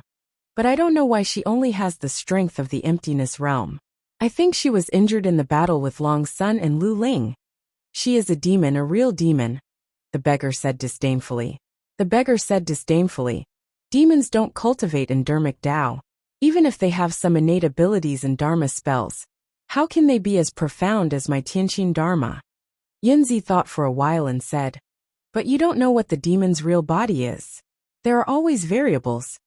The beggar frowned. Does the demon know that my real body is a ghost? I gave up my body to deal with those things, so they thought that I was a ghost. But they don't know that I am a ghost cultivator. And I can also use the divine heart law. Even though I am seriously injured, I am still at the peak of the transcendent realm. I am not afraid of her. In fact, Yunzi wasn't worried that the beggar would fail. Even though the beggar and the demon were both at the peak of the transcendent realm, the beggar knew the divine heart law. It was like two strong men fighting in a narrow alley. One of them was completely naked, while the other was fully armored, armed with a sturdy shield and a sharp sword. As long as the opponent wasn't mentally retarded, they would definitely win. He asked these questions again and again, because he wanted to get some clues about the mysterious organization and sect behind the child beggar from the child beggar's answers. But the beggar didn't make any mistakes. He sighed and said, "If that's the case, then go. Come back as soon as possible. Don't make too much noise, and don't play tricks on her. If there are too many things, I won't be able to explain it." The beggar giggled and jumped out of the door. It took about half an hour to walk from the Danding Sex Station in way to the Munanju branch, where Li Yunxin was. The beggar walked for a long time. As he walked, he looked at the pedestrians on the street to see if there was a body more suitable for him. The reason why he put on the beggar's clothes was because he was a good cultivator. If someone found him and taught him Tao, he might be able to become a cultivator at the middle level of the transcendent realm before he died. Unfortunately, after being pierced by the child beggar, her soul was nowhere to be found. It should have been taken away.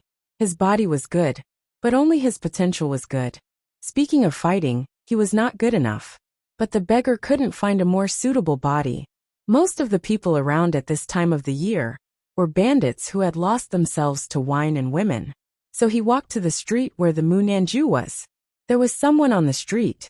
The beggar saw Li Yunxin holding a jar of wine in his hand. He was wearing a white robe and was drinking under the moonlight. When he saw the beggar, he smiled drunkenly. "Do you want to drink wine under the moonlight?" Chapter 146. The beggar or Qing Liangzhu frowned and said, "You are a monster. You know that I am coming to kill you, and you can't escape. Why are you so calm now?" Li Yunxin smiled and said, "But how do you know that I can't escape? I am not waiting for you to fall into my trap." Qing Liangzhu put his hands behind his back and walked forward slowly. As he walked, he sensed the inhibition formation he set up on the street. As a true state cultivator, the inhibition formation set up by someone at the peak of the transcendent state was not easy to be broken. He believed that Yu Yunzi could break the restriction in half an hour with his artifact, but he didn't believe that a fiend demon could do it. However, monsters were cruel and cunning, and he had killed a powerful monster before. Therefore, he believed that she was bluffing and plotting something. The inhibition formation he set up was still intact, and he knew that a small flow of Dharma power had broken through the inhibition formation. She must be trying to summon or contact something. Maybe she was trying to summon Bai Yunxin, but the flow of Dharma power didn't leave the city. Instead, it was lurking around the street. Qing Liangzhu didn't know where the monster got its confidence from. He decided to find the hidden chess piece of the monster. He stopped 10 steps away from Li Yunxin and waved his hands.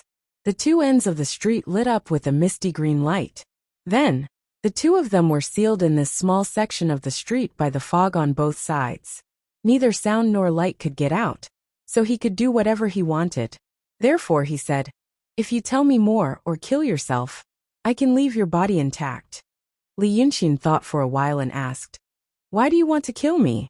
"Because you asked me something you shouldn't have," Qing Liangzhu said. "But that's not important. I will kill you sooner or later. I've taken a fancy to your demon body. I can't leave a body intact if the monster is too strong, and I don't want the monster that is too weak. You are at the peak of the transcendent state, but you only have the power of the emptiness state." "Ha, see, I was right. Sir, you talk a lot of nonsense. You have my style." Li Yunxin emptied the jar of wine, and with a flick of his hand, the jar rolled into the shadows below the steps. Qing Liangzi glanced out of the corner of his eye. There were already 7 or 8 jars piled up in the shadows. He was also a demon that loved to drink. Or perhaps he was using alcohol to boost his courage. Then he heard Li Yunqin say, "Then when you killed Li Chunfeng and his wife, did you also have the guts to talk so much nonsense?" Qing Liangzi frowned. "You were asking about Li Chunfeng and his wife just now, and you're still asking about them even when you're about to die. What do you want to know?" But Li Yunqin just smiled and waved his hand. Another jar of wine flew out from the inner hall of the southern wood house. He opened the mud seal and took another sip. He looked at Qing Liangji and smiled. "You told me everything when I asked you about the Freemasonry. Although I know you wanted to kill me a long time ago, you still talk too much nonsense. I say why you and I are in the same situation. I'm going crazy. You have a big secret in your heart, so you really want to find someone to tell it to. But if you find an ordinary person on the side of the road, they won't understand what you mean at all, so you feel that it's meaningless. But if you find someone who really understands, that's a bad thing. That person might leak the secret. So you're the same as me. Before you decide to kill a worthy opponent, you'll become a chatterbox and want to spill all your secrets." Qing Liangzi's expression turned ugly. "What a sharp-tongued demon. You're talking too much right now." Li Yunqin nodded happily. Yes. I'm very grateful to you for giving me this opportunity. You have to know, you're a knot in my heart. I couldn't understand other people's feelings in my previous life, and I still can't understand them in this life. But at least I can understand them. So I can understand what love is. And I can even feel that an old man is like someone I cared about in my previous life at some point. And I feel, heavens, and I really feel that I've fallen in love." Li Yunqin held the wine jar and frowned as he pondered for a moment. Then he tilted his head. "Do you think this is a good thing or a bad thing?" "Personally, I think it's a good thing. I seem to have opened the door to a new world and experienced new feelings. And because of this, I just realized something else." Li Yunqin sighed. "Previously, I was born to a woman, and then raised by this woman and that man for over 10 years. This is an experience I've never experienced in my previous life. I call this woman mother, and that man father. Although I'm not a normal person, I feel happy when others treat me well. Sometimes I ask myself why, after coming to this world for so many years, I still remember things from the past. Why when I speak, I always like to use words from that world. For example, right now, I really want to call you an idiot. Why?" Li Yunqin tossed the wine jar away and put his hands behind his back. He lowered his head and paced a few steps. "I never thought about this before. But after seeing you tonight, I understand. This is one of my self-defense mechanisms. In my previous life, I experienced unimaginable darkness, and I also did unimaginable bad things. Just from the level of social civilization at that time, how tolerant those bad things were. Friend, when it comes to crime, I'm your ancestor. Therefore, I can't trust others, and I don't want to trust others. Then I came to this world with a clear memory. Then, I felt what you call fatherly and motherly love. This feeling was very strong, very powerful. I was almost conquered by this feeling. I thought, well, it's not bad to live like this for the rest of my life. At that time, I read fish, play chess, right? Oh my God. I was simply a saint. But even during such days, I still stubbornly thought about the things and the way of life in my previous life. Because my psychological defense mechanism, my subconscious doesn't want me to trust anyone. And I don't want to have feelings for anyone. So they tried to isolate me from the real world, from the man, from the woman. The most direct way is to not forget the past. To think that I would be controlled by my own defense mechanism for so long. Only after meeting you tonight did I understand." Li Yunqin stood still and stopped pacing around. "That is because they realized, oh my God, I actually have feelings for that man and that woman. This feeling could put me in danger. Thus, they don't want me to forget the past." Next, he raised his head and looked at Qing Liangzi. "I am really happy, friend. After meeting you today and finding out the truth, I found out. I actually love them. I can really love them. I can actually feel that kind of feeling. Not for any purpose." Li Yunqin raised his hand and used a finger to rub the corner of his eye. Next, he laughed and stretched out his hand, showing it to Qing Liangzi. Look, ha ha ha. I shed a tear for them. I can really love someone. Looking at Li Yunxin's damp fingertips under the moonlight, a chill. Qing Liangzi's back slowly rose. He suddenly felt an intense and sharp sense of danger because of this madman standing before him. He looked like a madman. The cultivator frowned and slowly inhaled. You are not Bai Yunxin's maid. You are a madman. Who are you? Li Yunxin smiled and looked at him for a while. You finally realize, friend. I am indeed not Bai Yunxin's maid. I am indeed a madman. I am Li Yunxin. His smile suddenly disappeared in the darkness, and he stared at Qing Liangzi like a wild beast. My father is Li Chunfeng, and my mother is Sheng Guanyu. You claimed that they were killed fair and square. Then tonight, I will take revenge for the murder of my parents. Fair and square. I will crush you into a pile of dregs. Chapter 147. Qing Liangzhu had fought against great demons in the true state and killed cultivators who were at the peak of the transcendent state. The person in front of him, who called himself Li Yunxin, had the body of a yin god. He was at the peak of the transcendent state and had the strength of an emptiness state. Qing Liangzhu believed that he could not defeat him, but his heart was filled with alarm because of the words crushed into a pile of dregs. Because of this warning sign that had allowed him to turn defeat into victory in countless critical moments, the cultivator no longer had the time to ponder the other party's true identity. He only roared without hesitation. In your mother's autumn dreams. After this shout, the cultivator slapped the back of his head and spat out a green light sword from his mouth. He grabbed it with his right hand and swung it diagonally. The light sword turned into a thin sword that shone with a cold light. Then, Qing Liangzhu leaped forward and quickly wrote runes on the sword with his left hand. He shouted bravely, I want to learn from Grandpa's Tao of dual cultivation. Normally, it would be comical for an 11 or 12-year-old child beggar to shout like this. However, at this moment he crossed the 10 steps between them in an instant. At this moment, he wrote 6 runes on the sword with his left hand. The sword was infused with mana and turned red like when it was taken out of the furnace. The red light moved and tore through the air. When it was about to pierce Li Yunxin's chest, there was a loud bang. With the point of contact as the center, a violent air wave and mist swept across the street, crushing the green stone slabs under their feet into fine powder. The stone powder, mist, and distorted air mixed together, and the long street was immediately covered in a cloud of white mist. However, there were sparks from the point where the tip of the sword touched Li Yunxin's body. It was as if steel was squeezing steel, or iron was swallowing rocks. The air was heated up because of the fierce attack, and the mist was dispersed in the next moment, causing a second wave of even more intense air wave. It revealed Li Yunxin and Qing Liangzhu. In the blink of an eye, the cultivator took 10 steps forward and stabbed his sword into Li Yunxin's chest.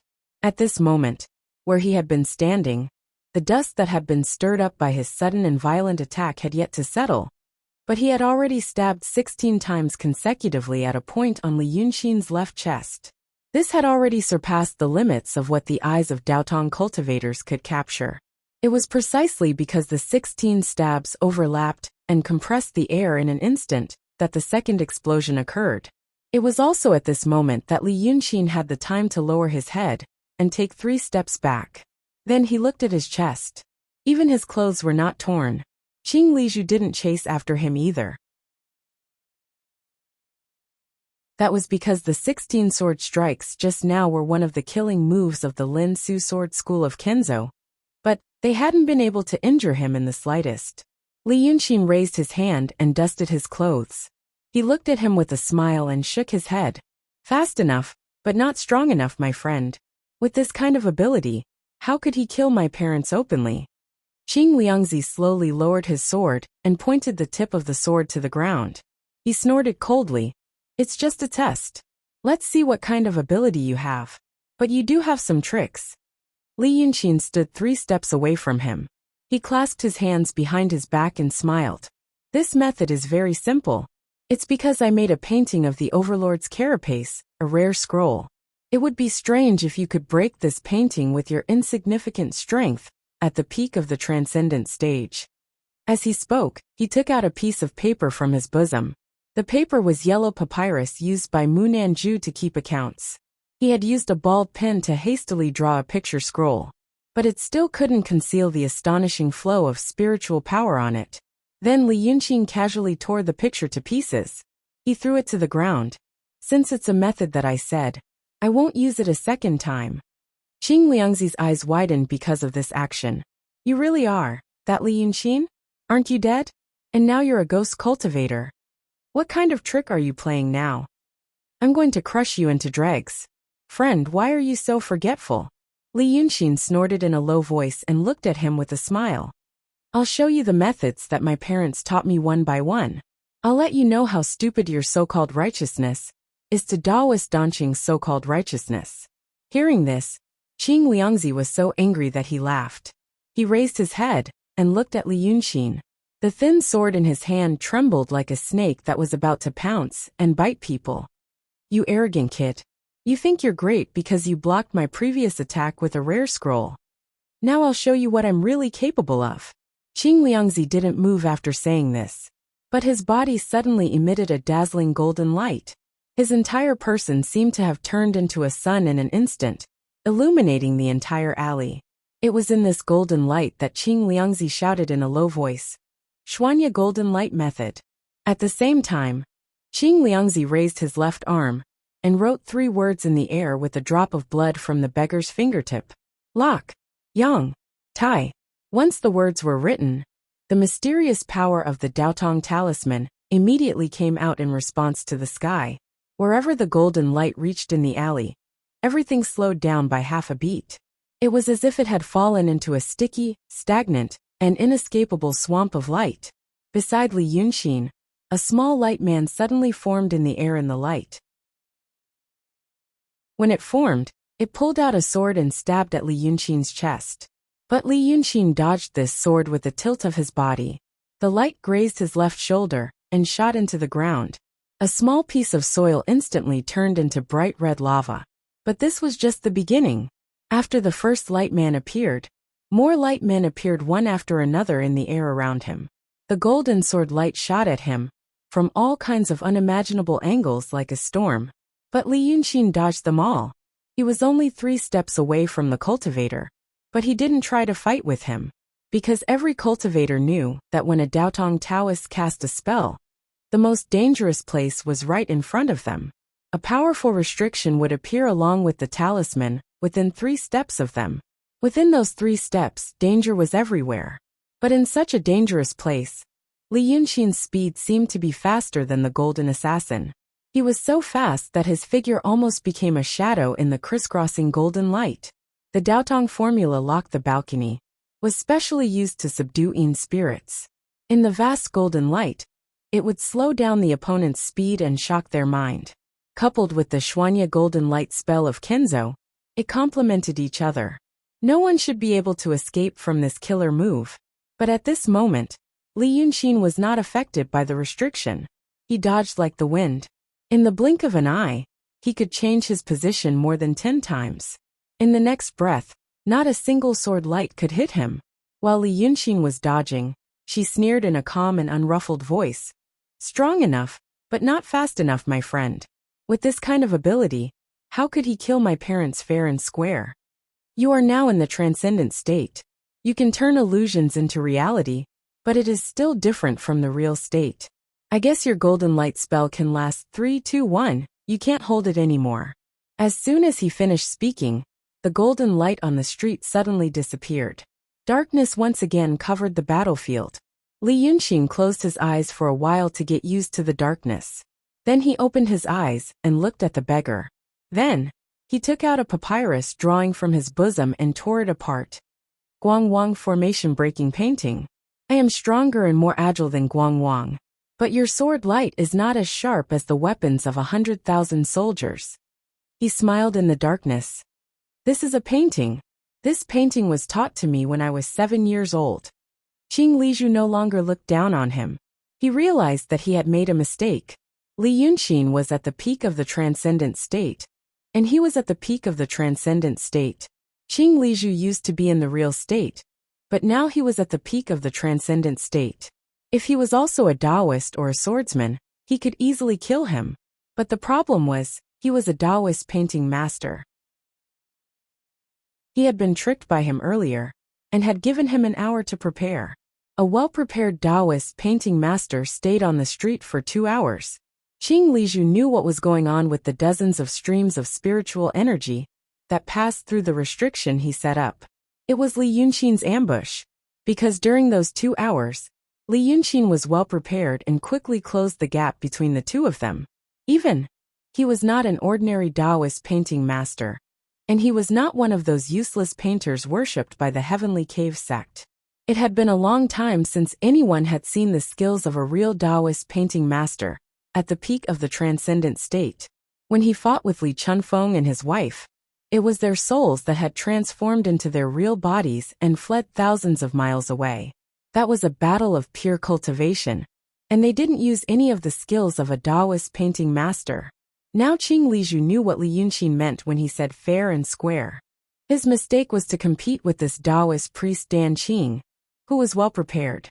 What Li Yunqin had prepared were all life-saving methods. It was obvious that he cherished his body very much. That meant he was very fragile. He was also a swordsman who practiced dual cultivation. The body of an expert at the peak of the transcendent realm was stronger than that of an expert at the emptiness realm. He should have continued to fight with the techniques of the sword sect after his first attack was blocked by Li Yunqin.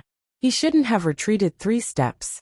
At this moment, Qing Lizhu heard Li Yunqin say in the darkness, "Since I've let you have 2 moves, it's my turn now.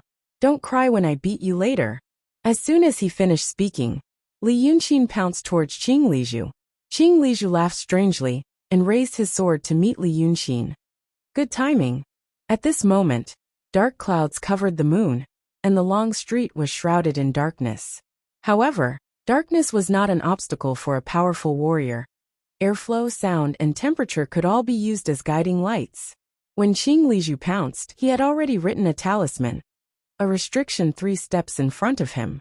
If Li Yunqin pounced over, he would be entangled by this restriction for a while. Then he could suddenly, a faint golden light shone in front of him. With the help of this golden light, Qing Lizhu saw that Li Yunqin was actually ignoring the restriction 3 steps in front of him, and was charging straight towards him. And that faint light was the light of the restriction breaking one after another on his body. Qing Lizhu cursed inwardly. What evil spirit did I do tonight? Why doesn't this Li Yunqin have the slightest bit of common sense? But before he could think, Li Yunqin had already swung a barbaric fist. The fist was extremely powerful and heavy, heading straight for Qing Lizhu's face. With this strength, speed, and technique, even a peak expert of the secular world, a rare genius of the martial world, would be smashed into meat paste by this fist. But in Qing Lizhu's view, after tearing apart the Guangwang formation breaking diagram, Li Yunqin's speed was laughably slow. He even had the time to think of several countermeasures in the time it takes for a spark to fly off a flint. But in the end, he decided to use the sword to directly meet the fist wind. Tonight, he had enough of this Li Yunqin's humiliation and contempt. And his strength was clearly far above his opponent's. This kid was getting carried away. So he had to teach him a good lesson, and let him know that Qing Lizhu's Kenzo Taoist technique was. He slanted his sword upwards. How? Then the sword vibrated. Incomparably sharp. It went straight for Li Yunqin's fist wind. Bang! Half of Qing Lizhu's face was almost smashed, and his entire body was sent flying. That sword of his had indeed pierced forward with full force. It went straight for Li Yunqin's fist wind, stabbing out 32 times in an instant, stabbing his knuckles, wrist, eyes, and 29 times at his heart. It only took a moment, and the sword was infused with the full strength of a peak transcendent cultivator. Although this beggar's body was temporarily strengthened by spiritual power, it was already strong enough. Therefore, the thing that Qing Lizhu didn't understand when he landed was, why didn't Li Yunqin die? The body of a ghost cultivator with the strength of an emptiness realm couldn't possibly withstand this kind of power. Although half of his head was smashed, he should have died. But after all, it was a possessed body, controlled by a cultivator's soul. Qing Lizhu felt that this was his last fight, so he immediately jumped up from the ground, holding the broken sword and pouncing towards Li Yunxin. This time, he didn't care about any tactics. Although being killed on the living body, or knocked out of the body would consume his strength, Qing Lizhu now truly realized that if he didn't use all his strength to kill Li Yunxin tonight, there would be more trouble in the future. This kid is too strange. Not even once, could he predict him. In the darkness of the long street, even more violent flames and fist wind burst out. After trembling intensely for 3 breaths, there was a short and uncontrollable scream, bang. Qing Lizhu's body was hit to the ground again, and there was a bowl-sized bloody hole in his chest. The strong body, protected by the spiritual power of a cultivator at the peak of the transcendent realm, was actually pierced. The dark clouds that covered the moon finally dispersed. As for the dying child beggar, he finally understood why Li Yunxin was unscathed after being stabbed so many times by him, and why her body would even emit sparks when she was stabbed. Because the person standing in front of him was a being with the body of a devil, more than 10 feet tall, ferocious red antlers on his head, long hair as white as snow, like the mane of a male lion. His whole body was covered with black scales, and when he moved slightly, there was a sound of metal colliding. A pair of golden eyes had a thin black line, which was demonic and ferocious. A mouth full of sharp teeth, like a beast, slightly grinned, and breathed out clouds and mist, saying to him, "Do you know that I used the city of Wei as a scroll to reconstruct my Dharmakaya? The streets and alleys of the city of Wei are like my meridians. Now that you are fighting with me in the city of Wei, it is like you are fighting with me in my body. You don't use the good Taoist method, but you have to fight with me, ha ha ha. Tell me, do you have a right to die?" Chapter 148. The child beggar was lying on the ruined street. The blood flowing out of his chest formed a small pool. It was amazing that he had so much blood. However, he still raised his head and stared at Li Yunxin with his remaining eye. He spat out his words along with his blood. "I don't believe it. How is this possible? You are a human. You want to be a ghost cultivator even after you die. How could you become a demon?" Li Yunxin, who had revealed his Dharmakaya, bent down and lifted the child beggar in the air with one hand. The scales on his body clanked and made a long and clear sound under the moonlight. The devil god looked at the child beggar with his thin eyes. Hot steam gushed out of his mouth with every word he said. "I know you have many questions, but I also have doubts. Since you are going to die soon, you don't want to be a muddle-headed ghost. Then, you ask me one question, and I'll ask you one question. I'll let you know why you are going to die. Is that okay?" Even though he was in such a situation, and was full of doubts and fear, he still sneered in his heart when he heard Li Yunxin's words. The child beggar's body would certainly die, but Qing Liangji would not die so easily. He spat out a mouthful of blood and said weakly with his last voice, "Okay, I'm willing to die even if I have to find out the truth." Li Yunxin stared at him for a while with his thin eyes. Then, he revealed a ferocious and mysterious smile. "Then let me ask you, did you kill Li Chunfeng and Sheng Guanyu with your own hands?" "No." "Then it's your turn to ask." Li Yunxin looked at him. "Go ahead. Why didn't the restriction 3 steps in front of me work on you?" The child beggar spat out another mouthful of blood. It splashed on Li Yunxin's scales, but it quickly turned into steam. Dragon Sun laughed. "You're about to die, but you don't ask me anything. You just want to know why you were defeated by me. You'll never achieve anything great. But I can tell you, I am now Dragon Sun Qi Wen, born with no karma with this world. Your Daotong prohibition spell works by using the power of heaven and earth. Since I have no karma with this world, of course, I can break all spells.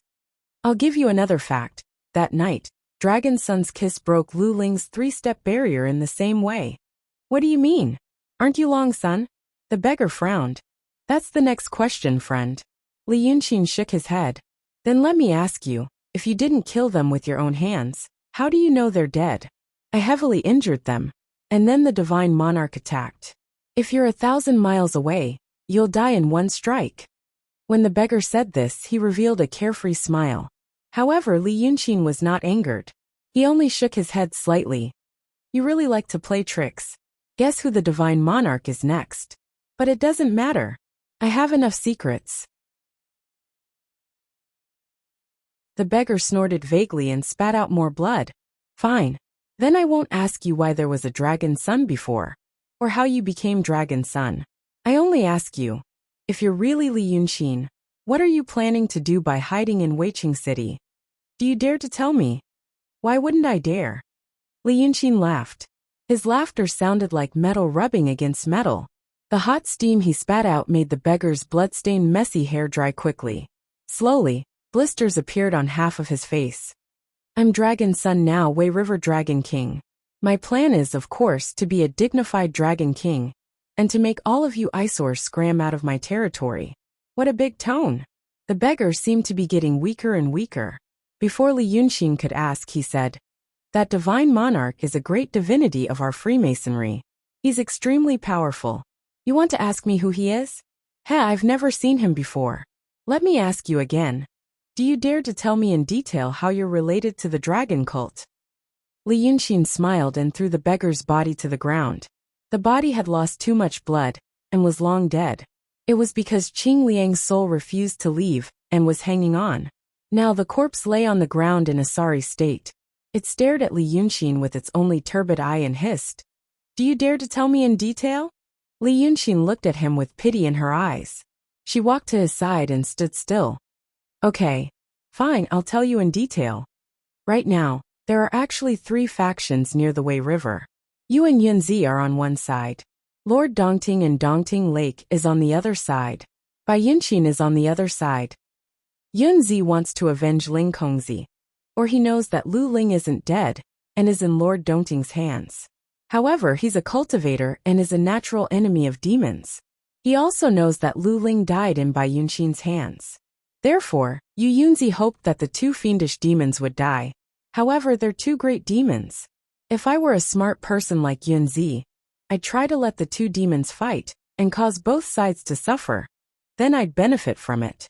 Lord Dongting wants to avenge Dragon Son. I let Lord Dongting believe that Lu Ling and Bai Yunqin join hands to kill Dragon Son.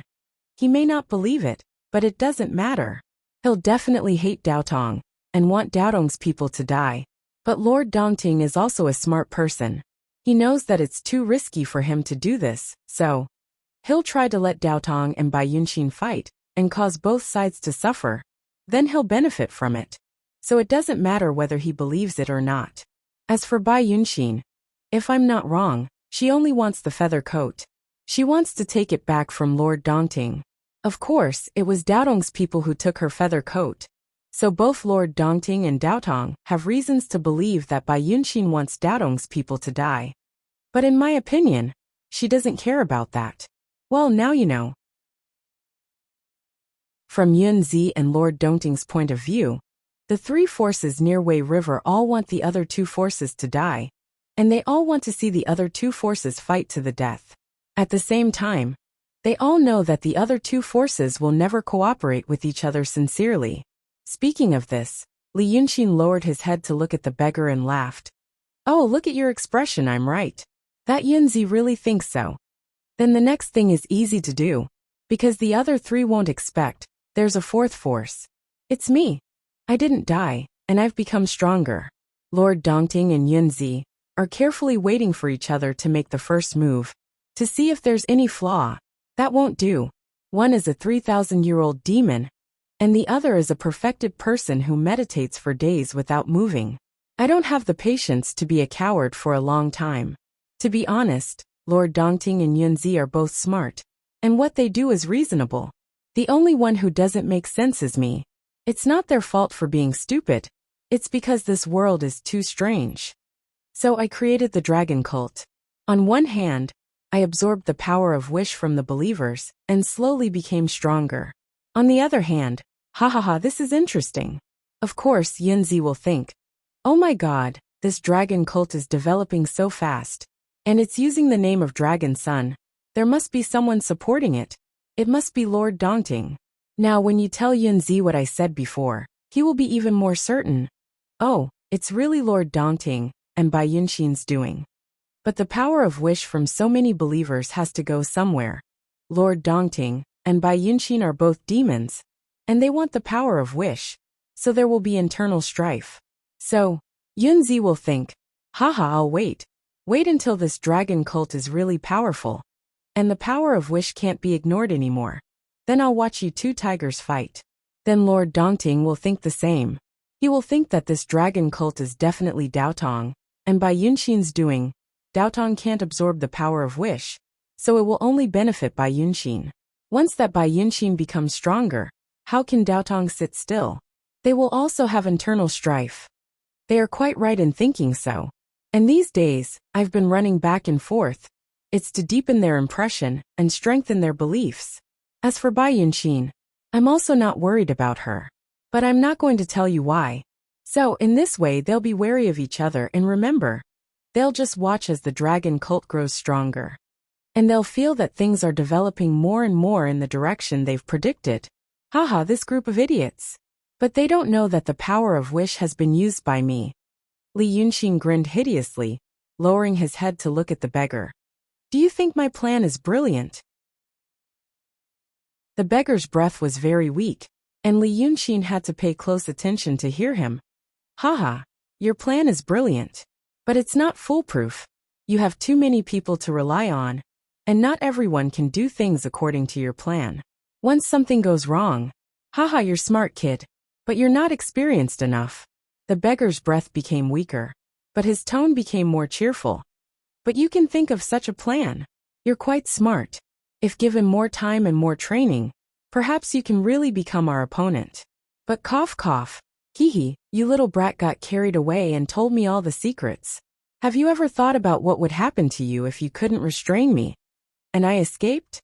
Let me ask you again. The beggar's eyes shone with even more pride. If you, noisy. Li Yunxin suddenly stretched out his fist, interrupting the beggar's words without warning, and punched him. With a loud bang, the ground of the street trembled violently. The buildings on both sides were already damaged in the fight, and were on the verge of collapse. At this point, if they were to withstand such a force, they would all fall down with a crash. And the beggar's corpse disappeared after this punch. Instead, it turned into a bloody paste that covered almost half of the street. When the dust settled, Li Yunxin straightened his back. Right now he was standing in a huge deep pit. There were cobweb-like cracks in the pit, but the strange thing was that the pit was clean, without a trace of blood.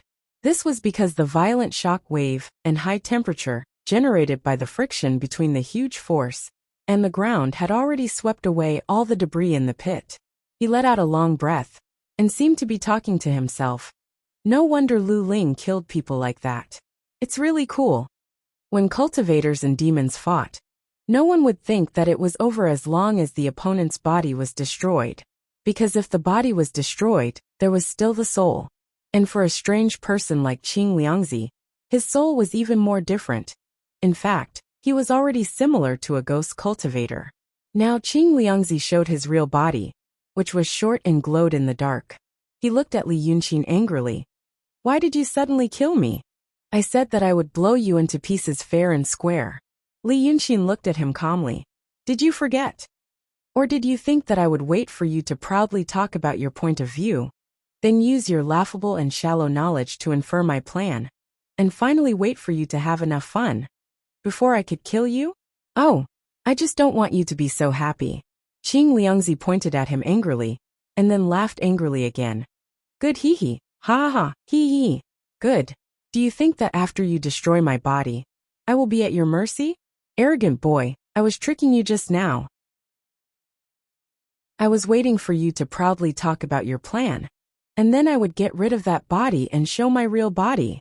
Now, I am going to run 1,000 miles away and tell Yunzi everything you said just now. Hee, let's see how you regret it. As soon as he finished speaking, Li Yunxin punched out. However, the punch that had smashed the child beggar's body into a bloody paste just now passed through Qing Liangzi's body, as if it was just an illusion. Qing Liangzi laughed wildly. This punch of yours can destroy souls and ghost cultivators, but it can't destroy me. Do you know that I am an emissary of hell? Li Yunxin yawned and stood 2 steps away from Qing Liangzi, looking at him calmly. You are a non-staff member of Dark Azura Temple. Not a ghost, not a ghost, not a ghost cultivator. Ordinary Taoist arts can't harm your soul, because you are part of Hell's establishment, and you can be considered a god. What else? Tell me. Qing Liangzi was stunned for a moment. How do you know about this? Li Yunxin shrugged, and then continued in a resolute voice. There is one more thing. You and I both know that physical pain is meaningless to cultivators. Who hasn't suffered unbearable pain during their cultivation? Physical pain isn't pain, but the pain in the depths of the soul is the most painful. When I said I was going to blast you into dregs, the specific process was actually like this. First, I would blast your body into dregs, then I would blast your self-confidence and self-esteem into dregs, and then I would blast this, whether it be your spirit or soul, into dregs. This way, I would blast you into dregs. So you thought that you had tricked me into saying so much just now. In fact, even if you didn't ask me, I would have told you all the same. Bit by bit, I would have told you all of my plans. This way, you would be pleased with yourself, and think that you have succeeded. After being pleased with yourself, you would want to go back and tell my plan to Yunzi. At that time, you guys would kill me with lightning speed, and I would definitely, you mean too late for regrets, right?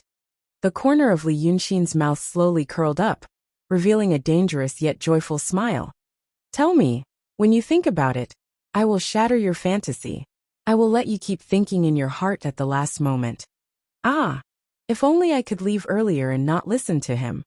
How good would it be to send all these words back? How happy would it be? Hearing his words, Qing Liangzi had a bad feeling in his heart. He turned around and flew away. However, at this moment, an iron chain shot out from Li Yunxin's palm like lightning. Catch! With a clattering sound, Qing Liangzi's soul, which couldn't even touch spiritual power and demonic power, was locked by the neck by this iron chain. Following that, the iron chain tightened again. Qing Liangzi, just like the countless wandering ghosts that had been chained by the iron chain, was gently pulled to the front of Li Yunxin. Li Yunxin lowered his head and smiled at Qing Liangzi, who was chained and unable to move. Friend, you are an emissary of hell, but I am a judge of the Yang realm. What a delightful coincidence and timing, isn't it? As he spoke, he used his other hand to pull out a thin booklet hidden under his scale armor, and flipped it open. Look, it says here, that this iron chain can bind souls, but it can't bind the soul of a Taoist. You're only at the peak of the transcendent realm right now. It says again about the hierarchy of the Sun Luo Temple. Let me take a look at you, emissary of hell. You have to use the true fire of the ninth heaven to strike 49 times in order to destroy it. But it also says that killing an emissary of hell without authorization is a grave sin, and will result in the death of the king of hell. Li Yunxin furrowed his brows and looked at Qing Liangzi, who couldn't speak. He pondered seriously for a while, and then suddenly chuckled. I'm just teasing you, friend. What's there to think about? I've never believed in coincidences. For example, why did you make me a judge of the Yang realm, just a few days ago, and give me this thin booklet and chain? Why did it just happen to let me understand what kind of thing you are? So, let's do the last step now. Li Yunxin retracted his smile and looked at Qing Liangzi calmly. Blast you into pieces. Chapter 149. Qing Liangzhu's soul couldn't speak, but his eyes were filled with fear and madness. No one was more afraid of death than him, especially when he firmly believed that he would never really die, and there was no option of death in his mind. How could Li Yunxin dare to kill him? Was he going to be hunted down by the Infernal King? How could he be a judge of the Yang world? There were no more than 2 known judges of the Yang world in this world. But before he could really think clearly about these things, Li Yunxin had already solemnly taken 3 steps back. Then his scales opened up. The dozen or so jars of wine that he had drunk into his body not long ago had turned into a thick mist, rising from beneath his scales. At first, it was a wisp, but soon it became a cloud that lingered around him. Then the clouds gathered into clouds and began to roll slowly. At the same time, the moonlight was blocked. Qing Liangzhu looked up and saw thick dark clouds in the sky. The mist around Li Yunqin tumbled, and the dark clouds tumbled along with it. But the momentum was greater, and the rolling was more violent. After a quarter of an hour, the whole sky above the city of Wei was covered by thick clouds. Lightning lit up in the dark clouds. Qing Liangzhu heard the sound of rolling thunder. Then came the dazzling light. Even though he was confused, panicked, and couldn't believe it, he was screaming in his heart, "How dare he?" But that was indeed his last memory. The scales of Li Yunqin, wrapped in clouds and mist, suddenly opened and closed, and the lightning in the clouds above the city of Wei became more and more intense. Streaks of lightning entangled with one another, and finally converged into a thick bolt of lightning. A flash. Boom. A bright line connecting heaven and earth hit the soul that was chained by the iron chain. There was no resistance, and there was no strange phenomenon. The ninth heaven thunder fire, which was formed by 49 lightning bolts in the clouds, completely shattered Qing Liangzhu's soul in an instant, smashed to pieces. After this blow, Li Yunqin took a deep breath. As a result, the clouds surrounding him were all sucked into his chest. The rain clouds that had gathered in the sky above the city of Wei and were about to pour down disappeared in an instant, and a bright moon reappeared. Li Yunqin stood still and stared at the place where Qing Liangzhu had been killed for a while before letting out a low sigh. Then, his body suddenly shrank and turned back into his human form and clothes. After glancing at the direction where the pill cauldron of prime clarity was stationed, he turned around and disappeared into the alley. He walked through the streets and alleys for nearly half an hour, before people finally poked their heads out of their houses to see what was going on outside. Qing Liangzi sealed off the streets, while Li Yunqin cast a spell to drive away the nearby residents. Nothing alarmed the people in the city of Wei, except for the sudden thick clouds, strong wind, and lightning. The last time such a phenomenon appeared in the sky above the city of Wei, it brought about a catastrophe. This time everyone panicked again. However, after coming to the street and worrying for a while, they did not hear any loud noises or smoke again. So someone said that perhaps it was really just a sudden storm. At this time, Li Yunqin had already arrived at the south of the city. The south of the city was where the merchants and nobles of Wei lived, so there was no panic at this moment. Some servants of the big families were armed and went to the street to investigate. After confirming that nothing was wrong, they slowly returned to their mansions. Li Yunqin walked along the tall wall of a family for a while, and then stopped in the moonlight. His shadow was elongated. He turned around and realized that the White Yama King was standing in his shadow. "I thought there would be a good show. How could you just kill him like that?" The White Hell Lord was unhurried as he said softly, "You actually dared to kill my messenger of death. How audacious of you." Li Yunqin smiled warmly, and the hostility he had when he killed Qing Liangzhu was gone. "I gradually found that you are also a humorous person. This feeling is not bad. I suddenly felt bored just now. What else should I do? Listen to him beg for mercy? I can't believe what he said. And I was worried that Yunzi would come. But then again, who on earth is asking you to help me?" Bai Yanjun widened his slender eyes. "Help you?" That Qing Liangzhu said that there are only 10 known judges of the Yang world in this world. And you happened to give me this booklet and the iron chain a few days ago, so I can deal with him today. Don't say it was unintentional." Bai Yanjun smiled. "You little kid, you think too much. It was indeed not unintentional. But I said I wanted to help you. Haha, it was not really helping you. I just wanted to provide some convenience for you, and see how far you can go. If you do well, I will help you again. But if you can't, then it's all gone. There is no shortage of amazing people in this world." Li Yunqin walked on the street, stepping on his own shadow step by step. He lowered his head and walked a few steps as if he was playing. Suddenly he stopped and looked up to ask Yanjun, "Is it the art sage? Is he still alive? Is he helping me?" "Oh, you mean the art sage, one of the 3 sages?" Bai Yanjun curled his lips and gloated. "That scourge died long ago. You don't need to ask me. I'll ask you. Hee hee, you're really interesting. You really can shed tears.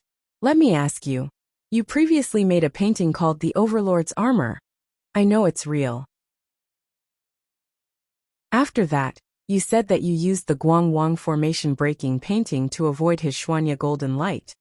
Bai Yanjun suddenly appeared in front of Li Yunqin and squinted at him.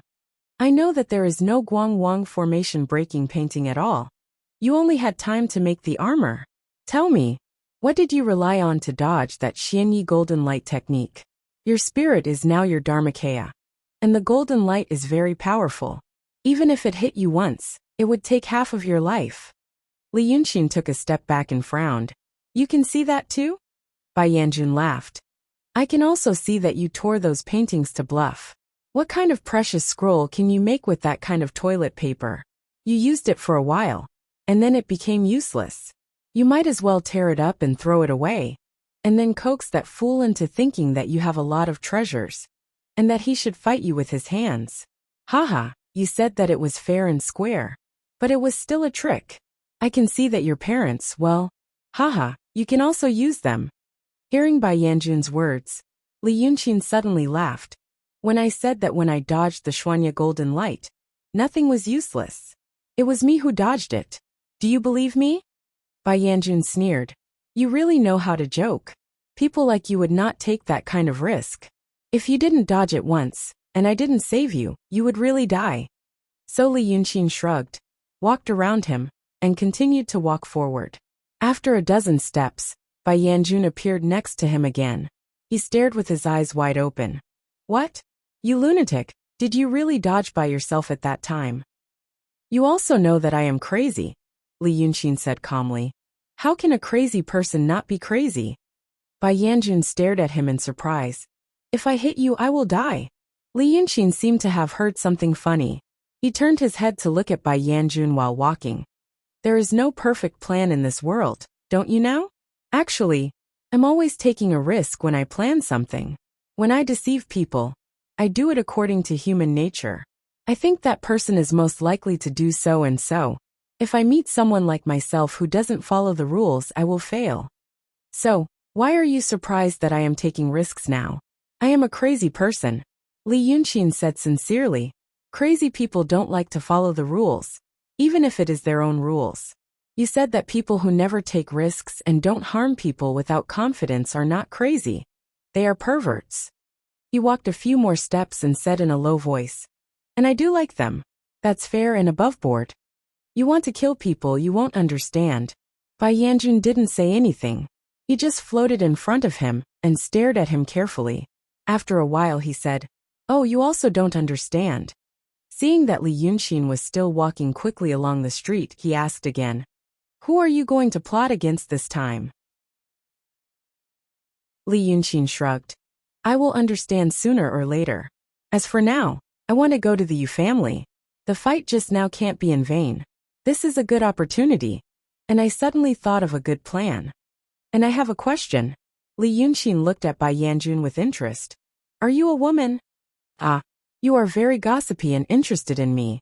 Li Yunqin frowned mischievously. Are you in love with me? Bai Yanjun followed for a while, and suddenly opened his eyes wide. He laughed crazily. Ha ha ha ha, you little boy, ha ha ha ha, how could I, ha ha ha ha. And then he disappeared in a flash. Mental illness. Li Yunqin curled his lips and suddenly turned left. He went straight through the blackwood gate of a mansion, and entered the yard. This was a real mansion. He was now standing behind the front door of the mansion. The gatekeeper didn't see him, because he had hidden himself. The Yu family. Li Yunqin still remembered the young man who woke him and Lu Laodao from the roadside, and sent them to the city of Wei. His name was Yu Meng, one of the richest young masters in the city of Wei. At that time, his impression of him was warm-hearted, but he was stupid. All the young talents in the city liked this good-tempered, rich and stupid young master. Li Yunqin had no reason not to like him. He came to find him after not seeing him for a long time. But the Yu family was too big. He spent an hour to figure out the layout of the family. Then he found the yard where Yu Meng lived. His family didn't mistreat this stupid son. He was the head of the escort agency after all. It was a courtyard with 3 entrances. Flowers and trees formed a forest.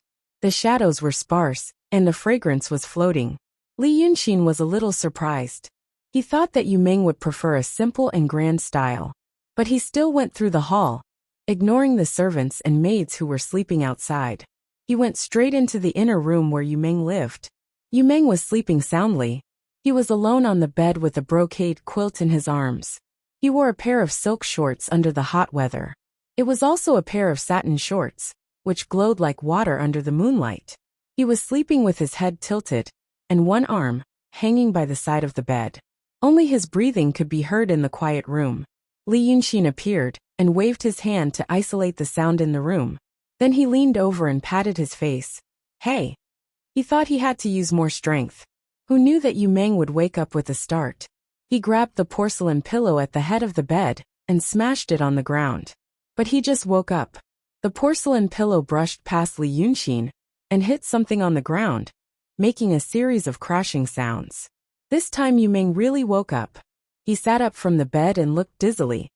He saw a young man dressed in white, covered in blood, standing by his bed, staring at him with his head lowered. Yu Meng was stunned.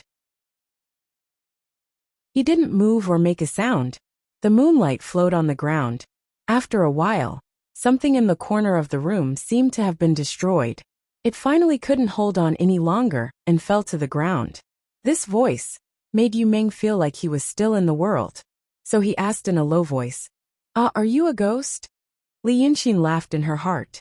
Sure enough, none of the people he liked were boring. He took a step back with a straight face and bowed to Yu Meng. Benefactor, do you still remember me? Yu Meng didn't know if it was because he was born stupid, or because he felt that the voice was kind. But he wasn't afraid anymore. He carefully looked at Li Yunxin for a while under the moonlight and suddenly realized, oh, you are the accountant who died of illness in my village. Li Yunxin shook his head. 2 months ago, Benefactor saw a Taoist priest, a young man and a fainted escort in the forest outside the city. So I saved them and brought them back to the city. Yu Meng blinked and thought for a while. He slapped the quilt hard. Oh, I don't remember. Li Yunxin sighed. Benefactor, just listen to me. You saved Qiao Duanhong, the head escort of Qiao's Hongfu escort agency, Taoist Lu, the temple attendant of the Dragon King Temple in Weiqing, and I, Li Yunxin. Benefactor, you can ask around and you will remember. Now Yu Meng interrupted him. Oh? Since I saved them, how did they become ghosts? Without waiting for Li Yunxin to answer, he blinked again and suddenly stood on the ground with bare feet. They must have been killed by someone. He walked around Li Yunxin and suddenly sighed. All right. Brother Li was killed by a scoundrel, and the first thing you thought of is to find me. Since you trust me so much, as the head of the escort agency of the Daqing state, I will not disappoint you. Just tell me, what are your grievances? Yu Meng's behavior was silly in the eyes of the childs in the city of Wei, warm-hearted in the eyes of the real Jianghu heroes. But in the eyes of Li Yunxin, it was something he had expected. He still remembered the first time he met him. This dragon head, you could figure out the whole thing in his mind within a quarter of an hour. The escort agency was attacked by a beast. Li Yunxin liked his kindness, but not his intelligence. So he didn't want to deal with this child Yu. But now, this characteristic of Yu Meng could be used by him. There was no one more suitable than him in the city of Wei. He bowed again and said, Benefactor, please listen to me. After I was saved by you, I lived in the Dragon King Temple. Later, there was a fight between demons and monsters. The statue of the Dragon King Temple was destroyed. The temple attendant and I were killed. After that, the Dragon King was angry with me and the temple attendant for not taking care of the temple well. He ordered General Crab to capture me and Lao Dao and bring us to the Dragon Palace. We were tortured every day. I have endured for many days, but tonight I finally sneaked out while that shrimp soldier was sleeping. The Dragon King was furious and ordered the Dragon Prince of the Vast Sea to catch me. Did you hear the thunder just now? Yu Meng listened to him with a frown. When he mentioned the thunder, he suddenly understood. The thunder was the Dragon Prince of the Vast Sea coming to catch you. I heard it just now. The thunder monster woke me up. It took me another quarter of an hour to fall asleep. Now the Dragon Prince is on his way. Li Yunxin cupped his hands and said, Please save me, benefactor.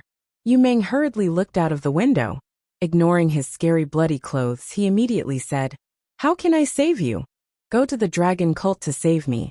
Have you ever heard of the dragon cult? Yu Meng frowned. Huh? I have never heard of it. But Li Yunxin looked out of the window and became more and more panicked. When the dragon prince hit me with the thunder, he destroyed a lot of houses on the street. If benefactor can repair those houses in the name of the dragon cult. Oh, the dragon cult worships the dragon prince of the vast sea. The dragon king will definitely. Speaking of this, Li Yunxin suddenly shouted, Ah, here it comes. He waved his sleeve and knocked Yu Meng to the ground. It had been almost an hour since he killed Qing Liangzi. Li Yunxin looked at the moonlight outside the window. He waved his hand and put Yu Meng back on the bed. Then he kicked hard on the ground, removed the inhibition spell, and went through the wall like a gust of wind. Chapter 150. The last sound woke Yu Meng up again. A few seconds after he was knocked out, the young dragon head of the escort agency suddenly sat up on the bed and raised his head to look at the bedside. But there was no one there, only moonlight. He stared blankly at the moonlight for a while and shouted, Guards! Guards! Wusu! Lily! His voice woke up the maids sleeping in the outer room. 2 14 or 15-year-old girls hurriedly put on their clothes and walked in with candlesticks in their hands. But as soon as they came in, they screamed. The floor beside the door was a mess. The antique shelf was toppled, and the bracelet they made for their master in the afternoon was broken. The broken pieces were scattered all over the floor, including their master's porcelain pillow. The two maids, Wusu and Lily, immediately ran to Yu Meng with candlesticks in their hands. They placed the candlesticks on the table and pulled him back. One of them carefully searched in front of him, while the other carefully searched behind him. Yu Meng was so anxious that she kept stomping her feet. She wanted them to move away so that she could look at the broken pieces on the floor. However, the two young maidservants were impatient. They pressed Yu Meng down on the bed and kept asking, Is Meng Meng all right? Are you hurt anywhere? There is no law in the city of Wei. How could the Yu family be robbed? This is the inner court. Hurry up and call for help. What are you waiting for? I want to look after him. You should go. Yu Meng was anxious and waved his hands. No, no, no, no, don't call for help. I smashed it. Don't call for help. Wusu and Lily were stunned and stopped arguing. Two small hands touched Yu Meng's forehead and tears welled up in her eyes. Meng Meng, are you shocked? Yu Meng was annoyed and stood up with all his strength and jumped to the table. Stop, stop. Let me tell you. Someone came to me in my dream. As he spoke, he used the candlelight to look at the mess on the floor. His eyes lit up. It's true. I remember in my dream that I lost a pillow. Oh, it's so real. Then he turned to Wusu and Lily. Let me tell you. I was in my dream just now. While he was saying this, the two girls looked at him tenderly, trying to guess whether he was frightened or having a nightmare, and tried to coax him to listen. But as he listened, he felt that something was amiss. Wusu got up and walked to Yu Meng's back. She wiped her hand on Yu Meng's bare back and was stunned. Ah yes. The Yu family was a wealthy family. The inner room was made of terrazzo, and there was an earth dragon underneath. It's cool in summer and warm in winter. However, there was no rule of removing shoes after entering the house, and there was muddy ground outside the courtyard. So it was hard to guarantee that there would be some dirt and dust on the ground. The steadier and more attentive Wusu felt a little bit of mud on Meng's back. Yu Meng wiped her hand on her back and laughed. Look, look, I'm not talking nonsense. I remember it was in a dream. Meng Meng, you remember that you saw that person and fell asleep again. Wusu thought for a while and looked at his hand worriedly. What if it's true? For example, it wasn't a ghost, but someone who bewitched you. And then bewitched us. The figure outside the window heard her words and smiled. He didn't expect Yu Meng to have such a careful and cautious little girl by his side. However, planning was never going to go smoothly. He had already planted a seed. Whether it would germinate or not depended on it. So when Lily whispered in the room, I've heard of the dragon cult, but repairing houses is also a good thing. Li Yunxin floated away. At this time, Yunzi floated over to the place where Qing Liangzhu was killed. Not many people came. No one was willing to go within 100 steps of this street. Because the lesson from last time was still fresh in their minds. There was a strange phenomenon on Taoshi Road. A group of people ran to make money from the dead.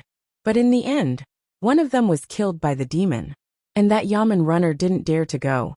The last time on Taoshi Road, the Yamen runner from Liuhe Prefecture was cut in half by the demon, because he went too fast. So on this long street, he was the only one. Yunzi stood by the pit with his hands behind his back. He closed his eyes slightly on the bloody paste of the beggar's body. He was trying to reconstruct what happened here, through the various traces at the scene. But no matter how he thought about it, he couldn't figure it out. Was it that old thing, or Bai Yunqin who did it? Right now, there were only two people who could kill Qing Liangzhu near Wei River. Qing Liangzhu, a Yin messenger, a perfected spiritual master, and the peak of the transformative realm. With such foresight and knowledge, who could kill him like that? That old thing couldn't have stepped more than 10 feet away from Dongting. It probably wasn't him. If it was Bai Yunqin, then what about the 9 Heavens Thunderfire? After thinking about it for a quarter of an hour, Yunzi suddenly opened his eyes. He sucked in a breath of cold air. He thought of a terrifying possibility. Compared to this possibility, he hoped that it was indeed that old thing, and Bai Yunqin who did it. A breath later, Yunzi flew out of this long street. 3 breaths later, Yunzi returned to the Shangqing Danding Sect's residence and took out a talisman from his sleeve. It was still late at night, and the moon was shining brightly. Yunzi waved his sleeve and extinguished the candle on the table. Then, the talisman in his hand glowed with a faint golden light. He was thinking about whether to use this talisman or not. Daotong and Kenzo had residences in almost every city in the mortal world, and cultivators were stationed in each of those residences. Although their cultivation level might be low, and although the major sects in Grotto Heavens were not in harmony, they were still of the same branch. If he used this talisman now, the news would be sent back to Langya Grotto Heaven in a few days. Someone would come. But Yunzi hesitated for a while, and finally put down the talisman. The worrisome possibility he thought of was, another Dragon Son had arrived in Wei City. When Ling Kongzi wanted to kill Dragon Son, there were some objections in the Grotto Heaven. But it wasn't strong, because the high-level cultivators knew some secrets among the big demons. For example, although the 9th young master was a rare powerful demon in the world, he was the weakest among the 9 Dragon Son. The dragon god didn't seem to like this 9th son, and only gave him Wei River, which was taken over by other demons. Therefore, if they really wanted to kill him, they could. There was a consensus among Daotong and Kenzo.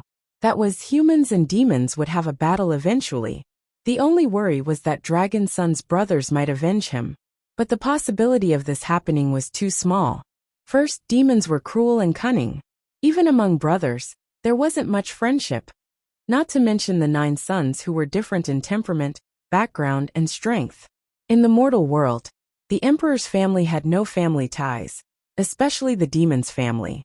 Second, even if one of them was on good terms with Dragon Son, or planned to take his Wei River, they wouldn't be able to reach here.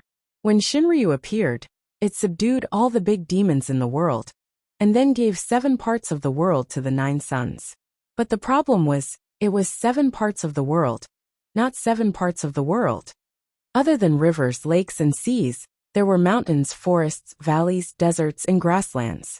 In those places, there were many powerful demons, so powerful that even the dragon god didn't want to fight against them, and only wanted them to submit to him. The reason why the 9th young master could still keep the Wei River, and the city of Wei, was that it was far away from the other dragon sons, and there were powerful demons there. And now that Shinryu hadn't appeared in the world for a long time, the powerful demons that had submitted to it were ready to make trouble. Without the dragon god's protection, the 9 dragon sons were just demons. How could they occupy 7 parts of the world, even if it was only in name? Because of this, the elders of the cave thought that killing the 9 dragon sons could test the demon's attitude, and also kill a powerful demon that might grow up. It was killing 2 birds with 1 stone. But now, Yunzi felt that he wasn't so sure. Because of the 9 heavens true thunder fire.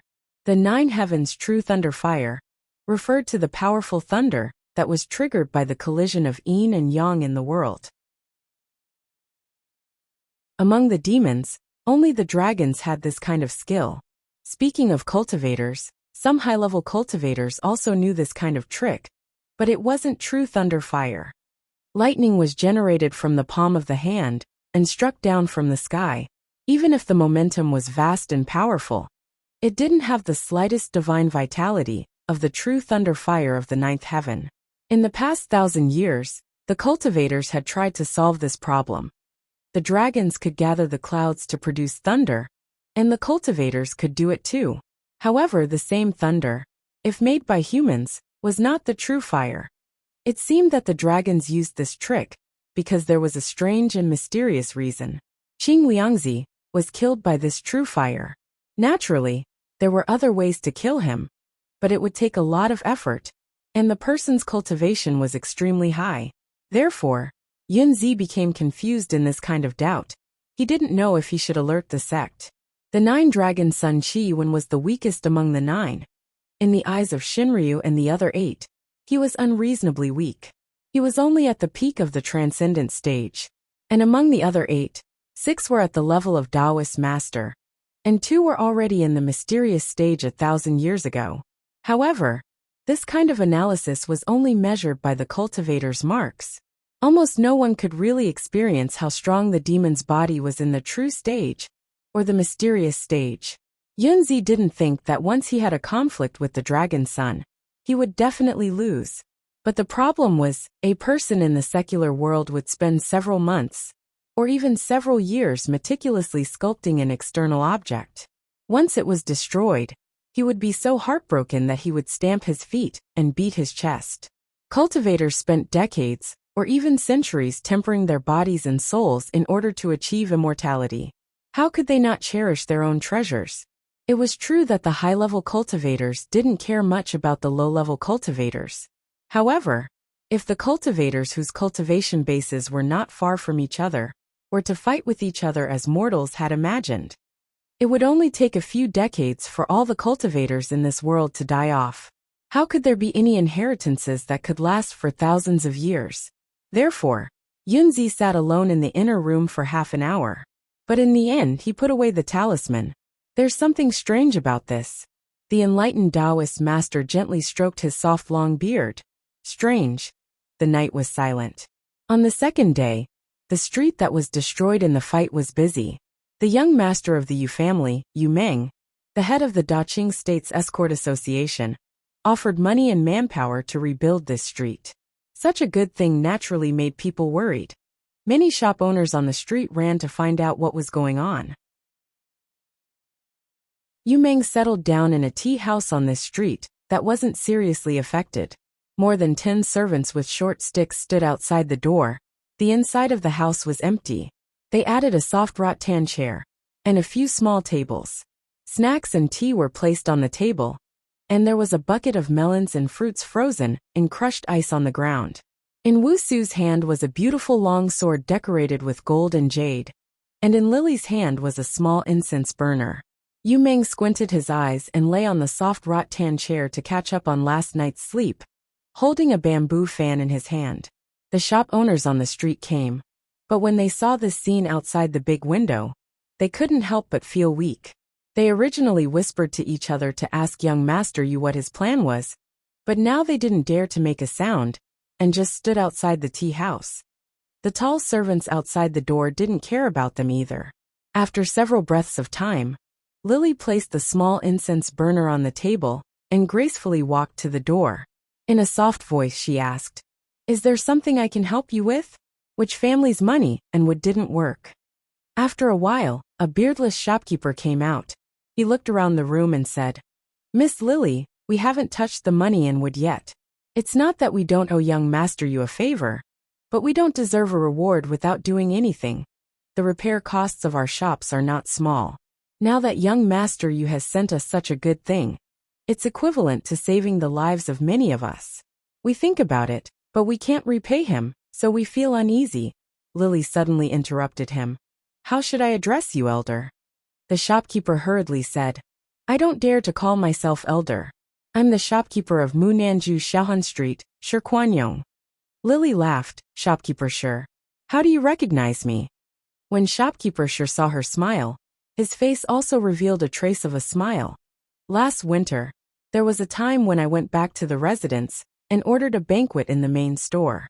At that time, I was the head chef of the main store, so I accompanied the banquet. I was fortunate enough to meet young Master Yu, and I was fortunate enough to meet you. Shopkeeper Shir is only in charge of one branch, so you're a smart person. Does Shopkeeper Shir remember how much the banquet last winter was worth? Shopkeeper Shir frowned slightly and thought for a moment, then said, Last winter, because the main store received a rare white deer, we held a white deer banquet to celebrate the New Year's Eve. If I remember correctly, he paused. It was worth 500 taels of silver. If Li Yunxin was here, he would know that according to the purchasing power of this world and his world, 500 taels of silver was worth 1 million. The crowd behind Shopkeeper Shir was in an uproar. Everyone knew that the Yu family was a wealthy family in the Daqing state.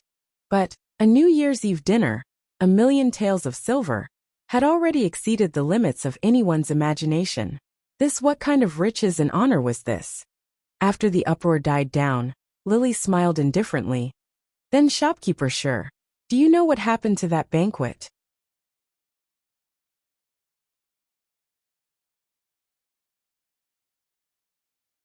How could we be the kind of people who are blind? I'm just saying that if the money and wood are used later, and there's no need for a written contract, this humble servant would like to ask one more thing. Who is it that has such a great reputation to be able to invite young Master Yu? Oh, there's no need for you to sign a contract. Feel free to use it. Lily raised her head slightly and scanned the people in front of the door. As for the person who invited my young master, it's not convenient for me to say his name. However, a noble of the dragon cult could use immortal spells. Have any of you heard of the dragon cult? Some people looked at each other in dismay, while others slightly frowned and thought for a while before replying.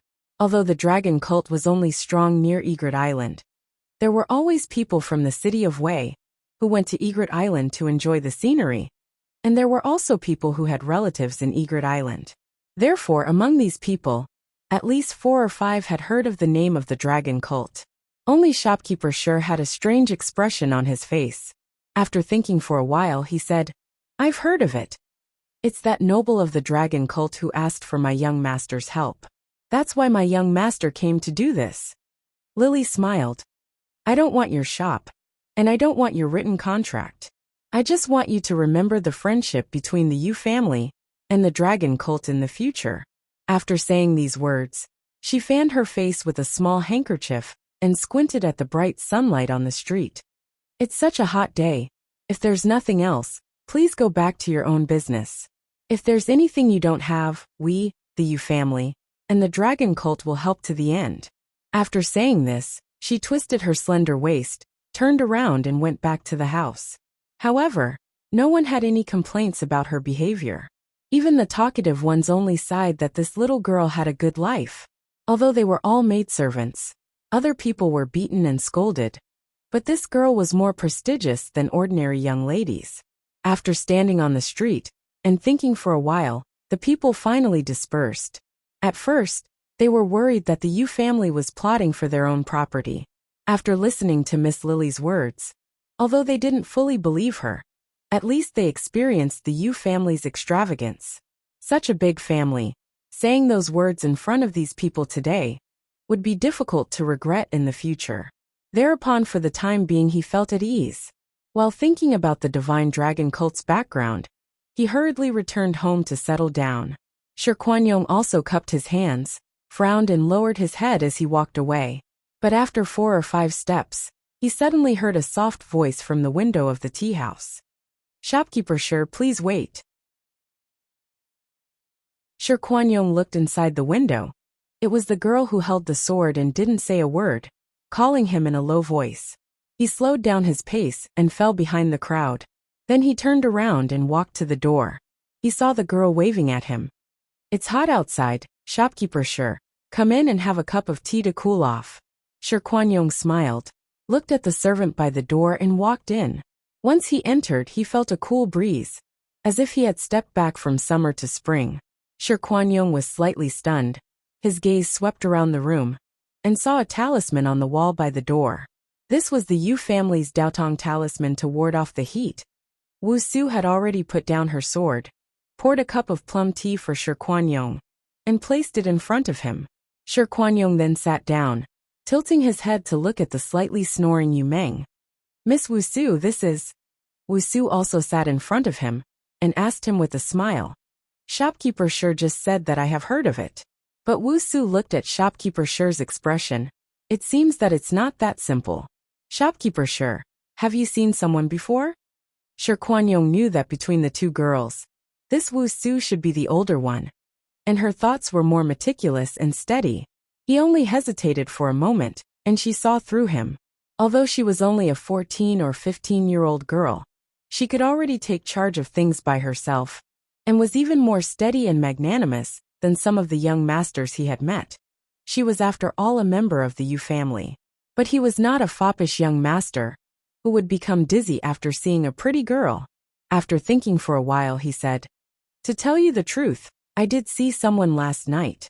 That person was drinking in my shop, and after midnight, he suddenly told me that he was here to catch a demon, and wanted us to leave quickly. At first I thought he was drunk, but then I saw him display his supernatural powers. He drew a little general on a horse, and sprinkled a handful of peanuts, which turned into a group of soldiers in red helmets and armor." Miss Wu Su doesn't believe me? Wu Su blinked. Yes, shopkeeper Sure, please speak.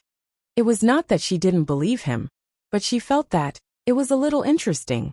This was the first time she heard someone swear such things, and judging from his identity and tone, he was not trying to coax her. Sure Kwan-yong coughed again, turned into a group of soldiers in red helmets and armor, and ran out of the door. Seeing this scene, we naturally understood that we met an expert, and also ran out. But after that, last night, we saw the strange phenomenon and heard the thunder. He looked at Wu Su's expression and added, "Not only me, the others also saw the strange phenomenon. Those who came just now, almost all saw a little person in red helmets and armor running to their houses, telling them to leave quickly, saying that there was a demon appearing nearby." A few days ago, the city had already suffered a great disaster, and now they saw this in the middle of the night, who dared not to believe it, and ran away. Luckily they left in advance. After listening to him, Wu Su smiled demurely. "That's it. What you are talking about is that expert from the dragon cult. I think he must have killed the demon on the streets last night, and destroyed his house, so he asked for help from my young master. You see, this expert is also chivalrous and kind-hearted." Then without waiting for Sure Kwan-yong to speak, she said, "Shopkeeper Sure has been delayed for so long. I think you must be anxious. I won't keep you any longer, go back to your work. Another day, Wu Su and Lily will visit to thank you." Sure Kwan-yong was stunned for a moment. Then he understood the little girl's meaning. He laughed bitterly in his heart, stood up and cupped his hands. Then goodbye. He walked out the door, and only sighed when he reached the son. His son's way of dealing with people was 30% of Wu Su's or Miss Lily's skill. He didn't have to worry. They were obviously the two main servant girls of the Tong Fong, but they controlled their aura very well. Since they wouldn't be looked down upon, and wouldn't make people feel arrogant, they really shouldn't be underestimated. Just now when she called him in to say those words, she wanted him to go back and spread the news to the neighbors.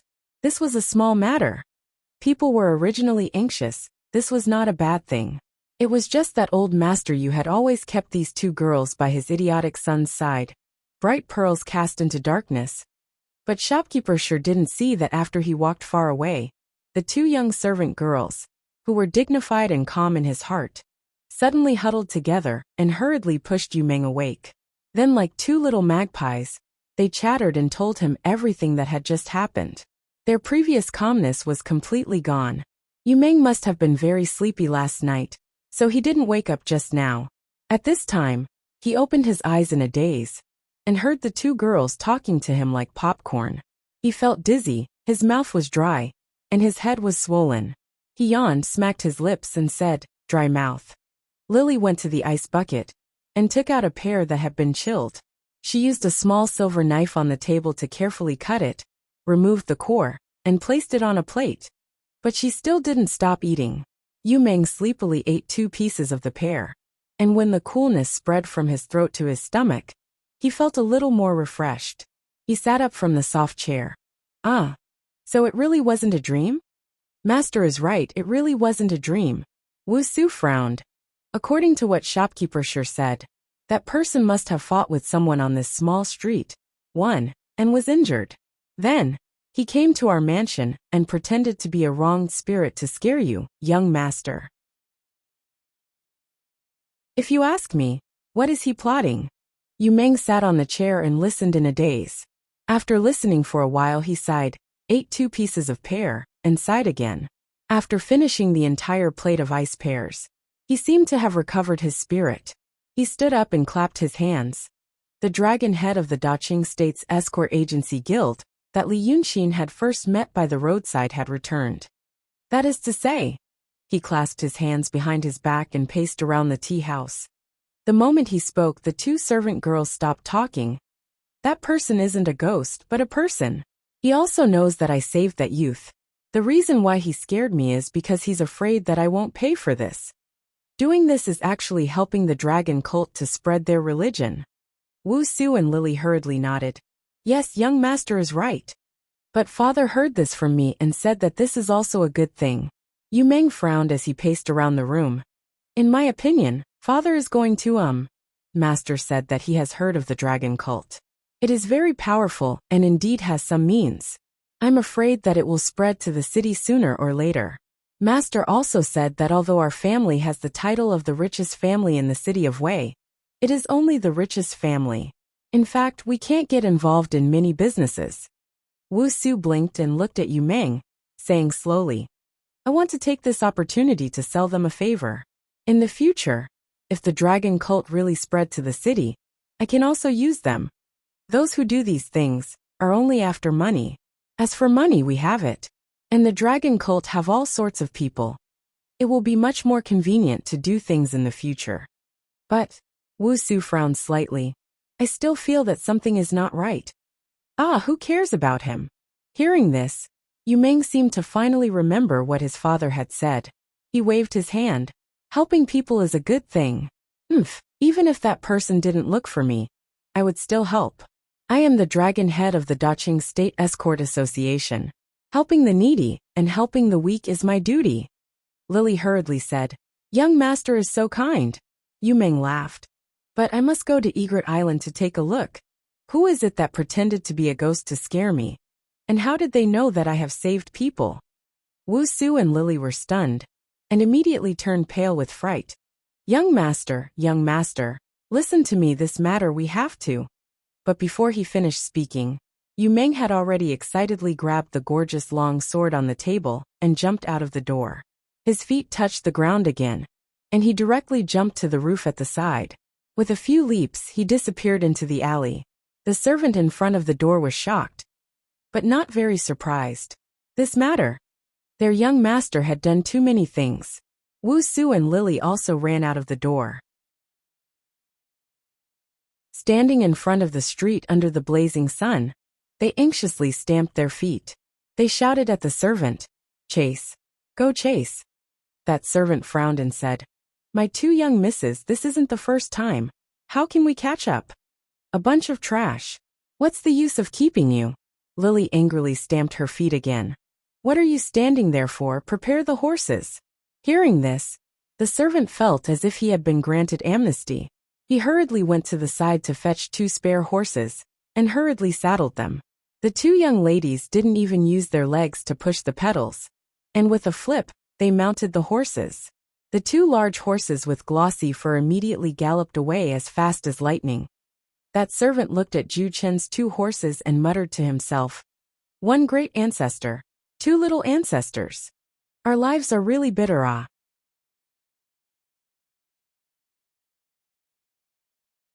Chapter 152.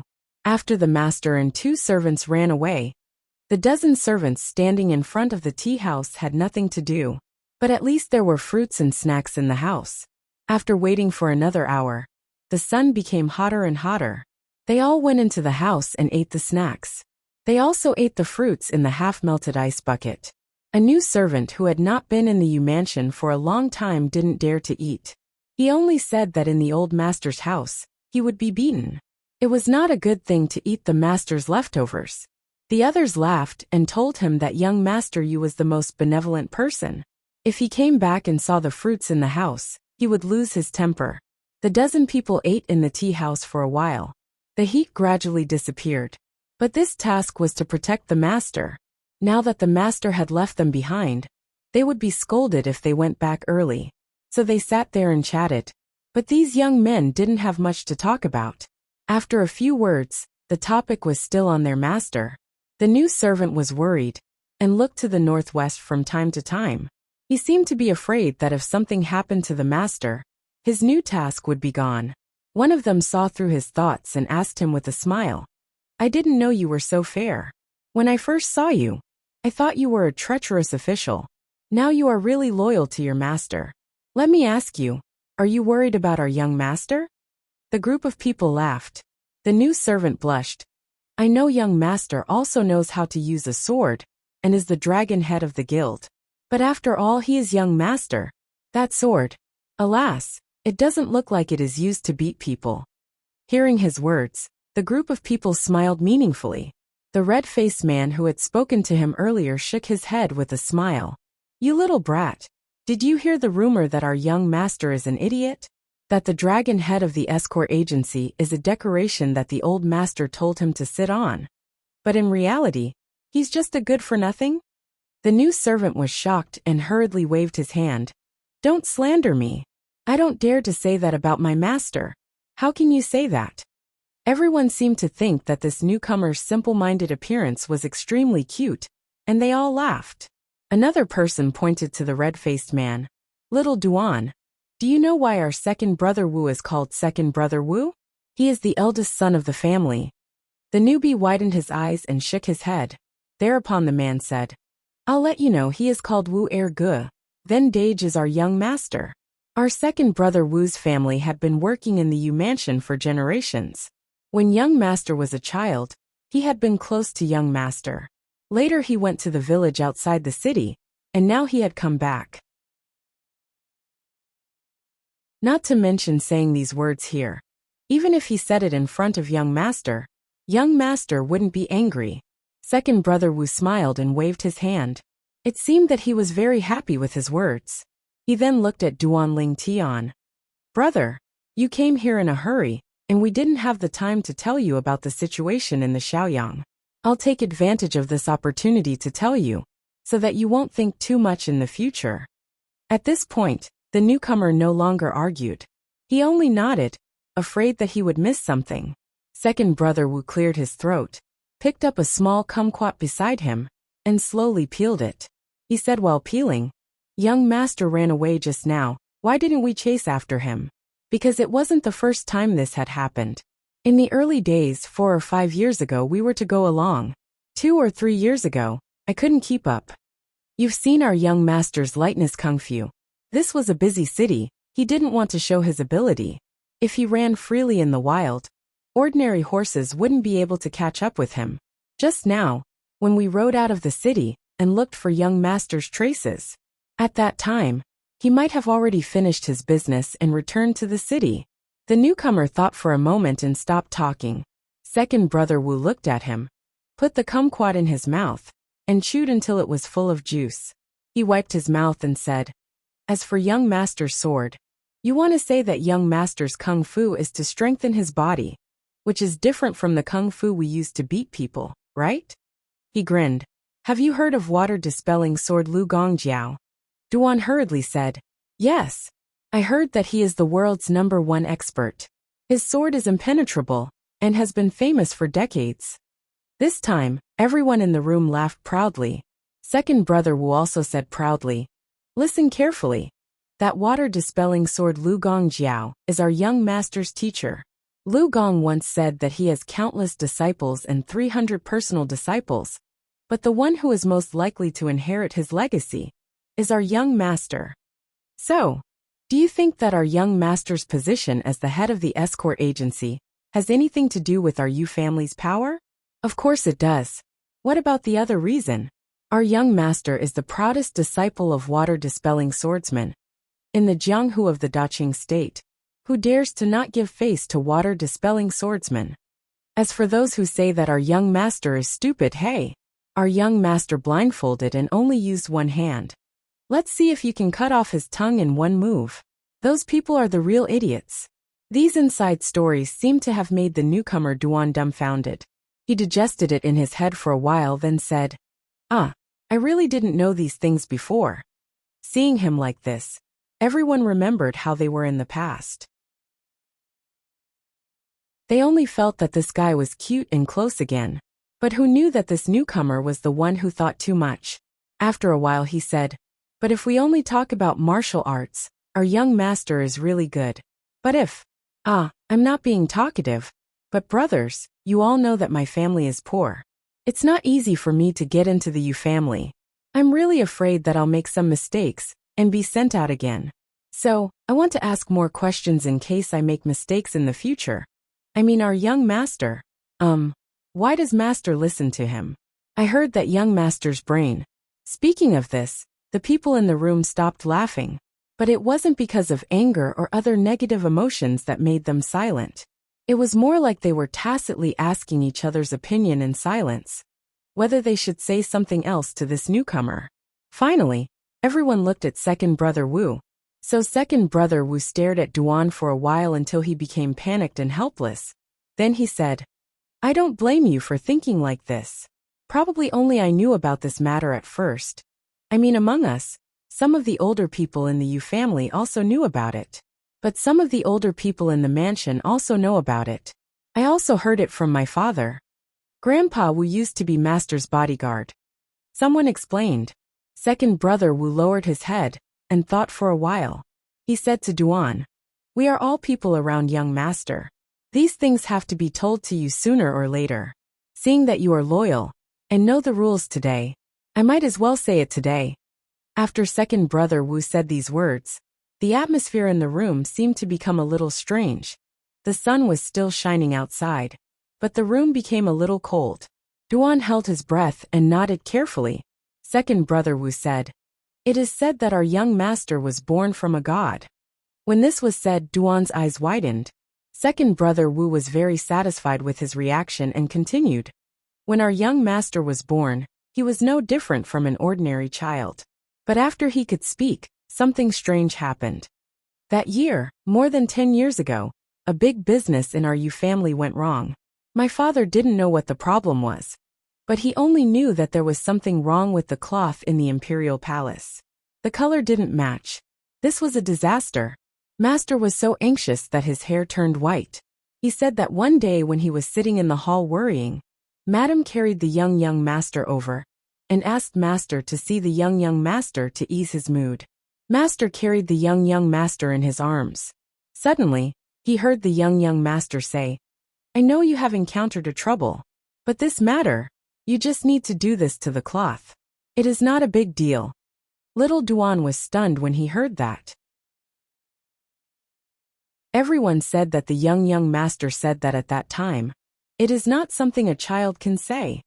Second brother Wu said vividly.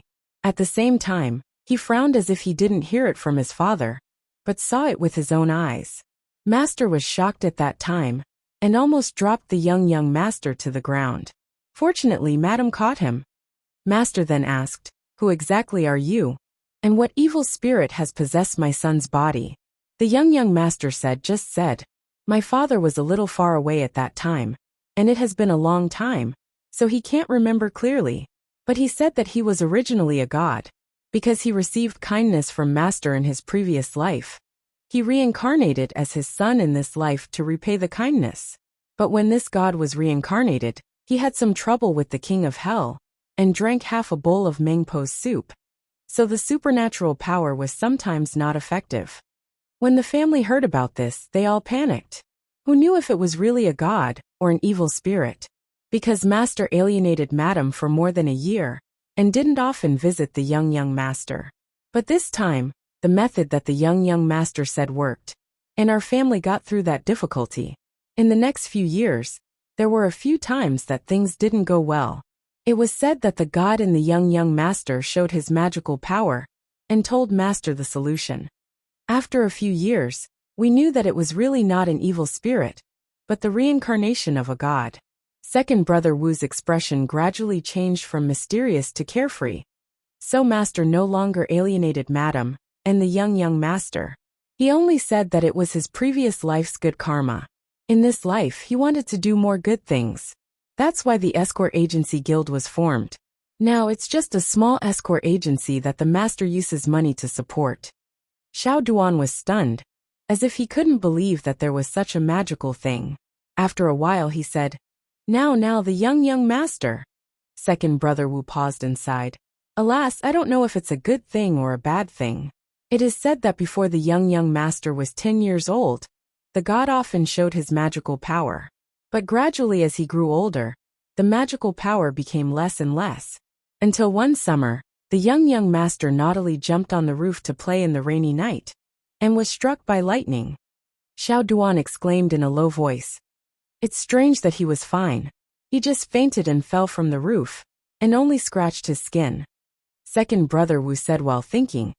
At that time, I was already by the young master's side. Because of this, I was sent to the farm outside the city, but it is said that since then, the god never showed his magical power again. The old people said that it was because Yama complained to the heaven, so the heaven ruler knew that the god reincarnated in our family. The heaven ruler promised him 10 years to repay the kindness, and then sent the lightning to take the god away. So look at the young master now. Second brother Wu sighed. It is said that because the heaven ruler took the immortal, the young master's soul was incomplete. So he seemed a little silly. Alas, but master is still good to the young master. He will also take the young master's words to heart. He has helped our family through many difficulties before. But let's not talk about the past. Let's talk about the present. Second brother Wu stood up and clapped his hands. Our young master has never done anything bad, and he is also good to us. He is more warm-hearted.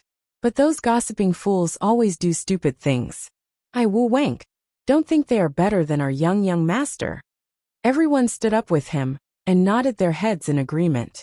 Little Duan blinked his eyes, and seemed to agree with second brother Wu's words. So he knew that after listening to what they said today, he had really integrated himself into this small group. After talking for so long, he had finished all the fruits. The group of people cleaned up, called the owner of the tea house back, and gave him some money. They were ready to go to the city gate to welcome their young master. Unexpectedly, when they just walked out of this small street, they saw their young master. Wu Su and Miss Lily were surrounded by a group of people. They were not in danger, but they were in trouble. These servants also recognized the group of people surrounding their young master, and they were friends with them. They were the escorts and assistants of several escort companies in the city of Wei. Working in this line of work depended on strength, so they always had some skills. In the city of Wei, there was always a private circle. So although they were not old neighbors, they were closer than nodding acquaintances. At present, the escorts and assistants of the 3 escort companies, and even some of their family members, somehow caught Yu Meng, who was going to Egret Island, and knelt in a circle around him, right on this street. They all knew their young master's character. Their young master was not afraid of people who use force, but when faced with people who use force, he was at his wits' end. Although Wu Su and Lili weren't easy to bully, they were surrounded by 50 to 60 people kneeling in a circle. They couldn't hit or scold them, and could only protect their young master. No one knew what they were talking about in the midst of the commotion. As soon as second brother Wu saw this, he hurriedly led the crowd to rush over. He only cared about his young master. He didn't care about the old, the weak, the women and the children. He brutally squeezed through the crowd of people who were kneeling on the ground. More than 10 servants with sticks surrounded Yu Meng. Only then did second brother Wu calm down a little. He glanced at the crowd and cursed. You short-lived old sixth Lu, and you big pockmark Wang death rush. Are you guys tired of living? Or are your bones too tight? Open your dog eyes and see who are you surrounding? If my young master loses even a hair, don't blame me for being ruthless. Get out. However, those people did not take his words to heart. They only begged, Dragonhead, save us. Dragonhead, please save the lives of my family.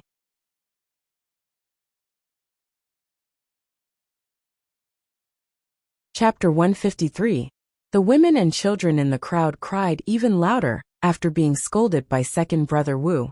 A few of them even tried to hug second brother Wu's legs. Seeing this, second brother Wu was confused. He had thought that these people were bullying his young master and were here to ask for rewards. His young master had a good temper and a good heart. Everyone in the city of Wei knew that. Thus there would always be some people, whether they had something to do or not, who would kneel on the street and start crying. His young master could not stand it and quickly gave them money. He thought that it would be the same today, but now that he looked carefully, it did not seem like it. Yu Meng could not stand it either. Thus, when he was surrounded by his own people, he felt calmer. He was not afraid of what they would do to him. He just could not stand the crying and begging. Hearing this, he was at a loss and did not know how to deal with it. Only now did he calm down and finally let out a long sigh. Don't cry, don't cry. Tell me what happened. I, Dragonhead, am here. I will help you. Hearing this, Wu Su and Lily also sighed. At first, they were only seen by a few people and were entangled. But they only knelt on the ground and cried for help, not willing to tell what happened. After a while, a large group of people rushed over. It seemed that they were holding these 3 people back while the others went to report. Now that everyone was here, and the onlookers on the street were all here, they were willing to talk. Such a bullying method, other than his young master, who else would not be beaten away? At this moment, the mistress of the Wanshan Escort Company let out a long, drawn-out wail, and threw herself in front of Yu Meng. Dragonhead, you must save my master's life. The emperor of the Li Kingdom passed away, and sealed off the border passes. He also said that my master is a spy for the kingdom of Qing. He was detained along with the goods. Hearing this, the people kneeling on the ground were even more mournful. Second brother Wu's eyebrows, which had been raised, slowly relaxed. Now he knew why these people were making such a fuss. It was not an exaggeration at all. They really wanted to save his family's life. After half an hour, he finally understood the whole story. The Daqing state and the Li state were separated by the Yi state. But the territory of the Yi kingdom was not a round piece, but a long strip.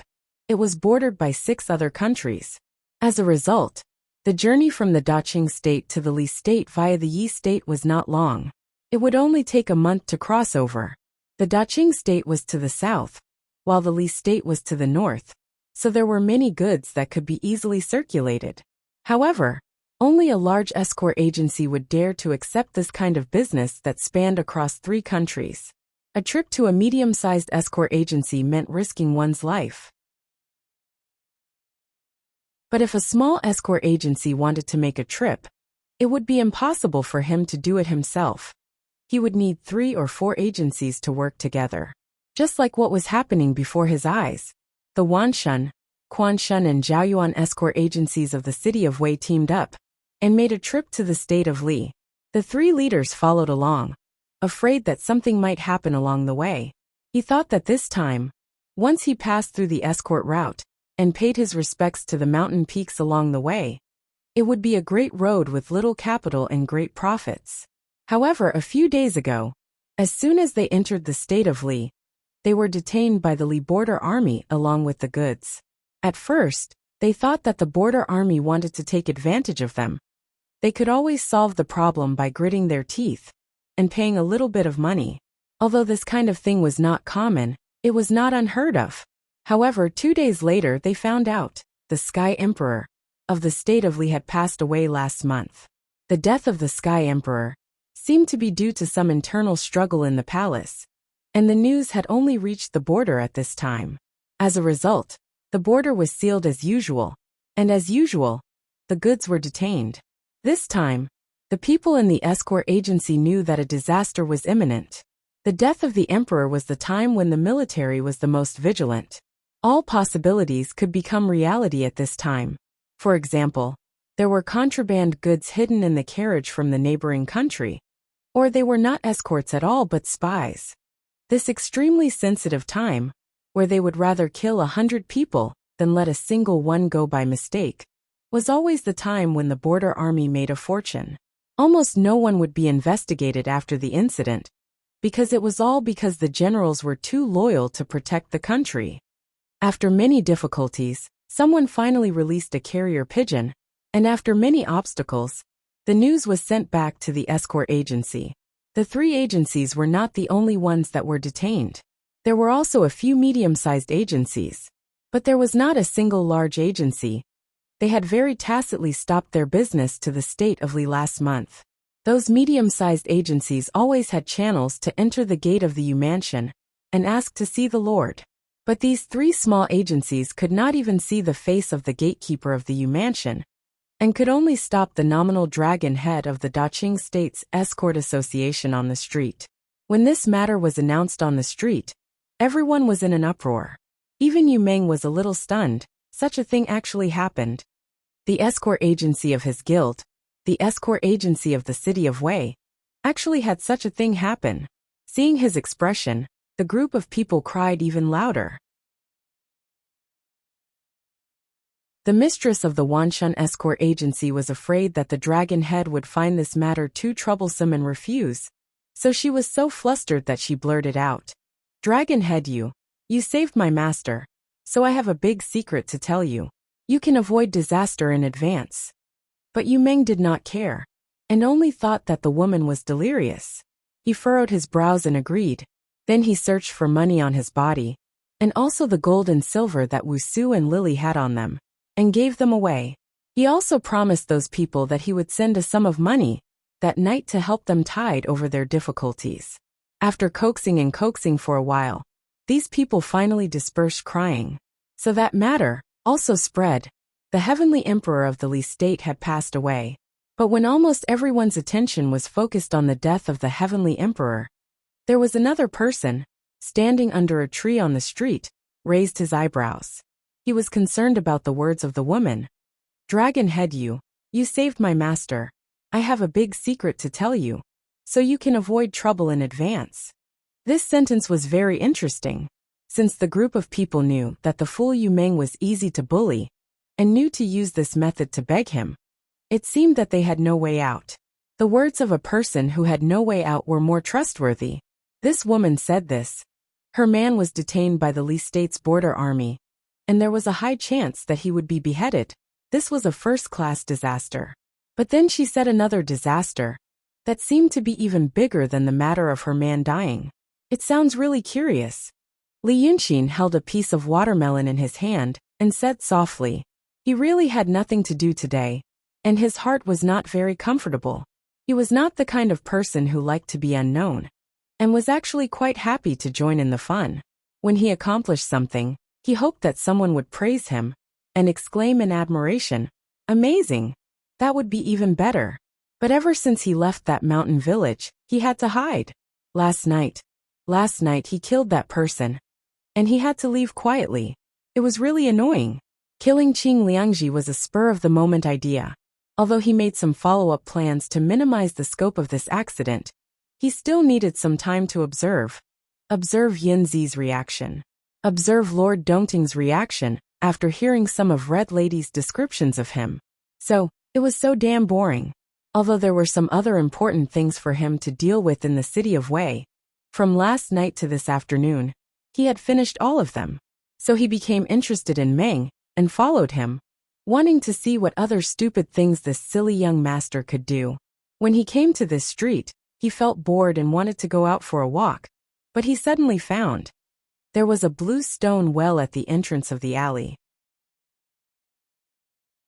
And the family at the entrance of the alley thought of a good business because of this well. They bought some watermelons, packed them in clean baskets, and hung them into the well. They kept them for a night, and took them out at noon to sell.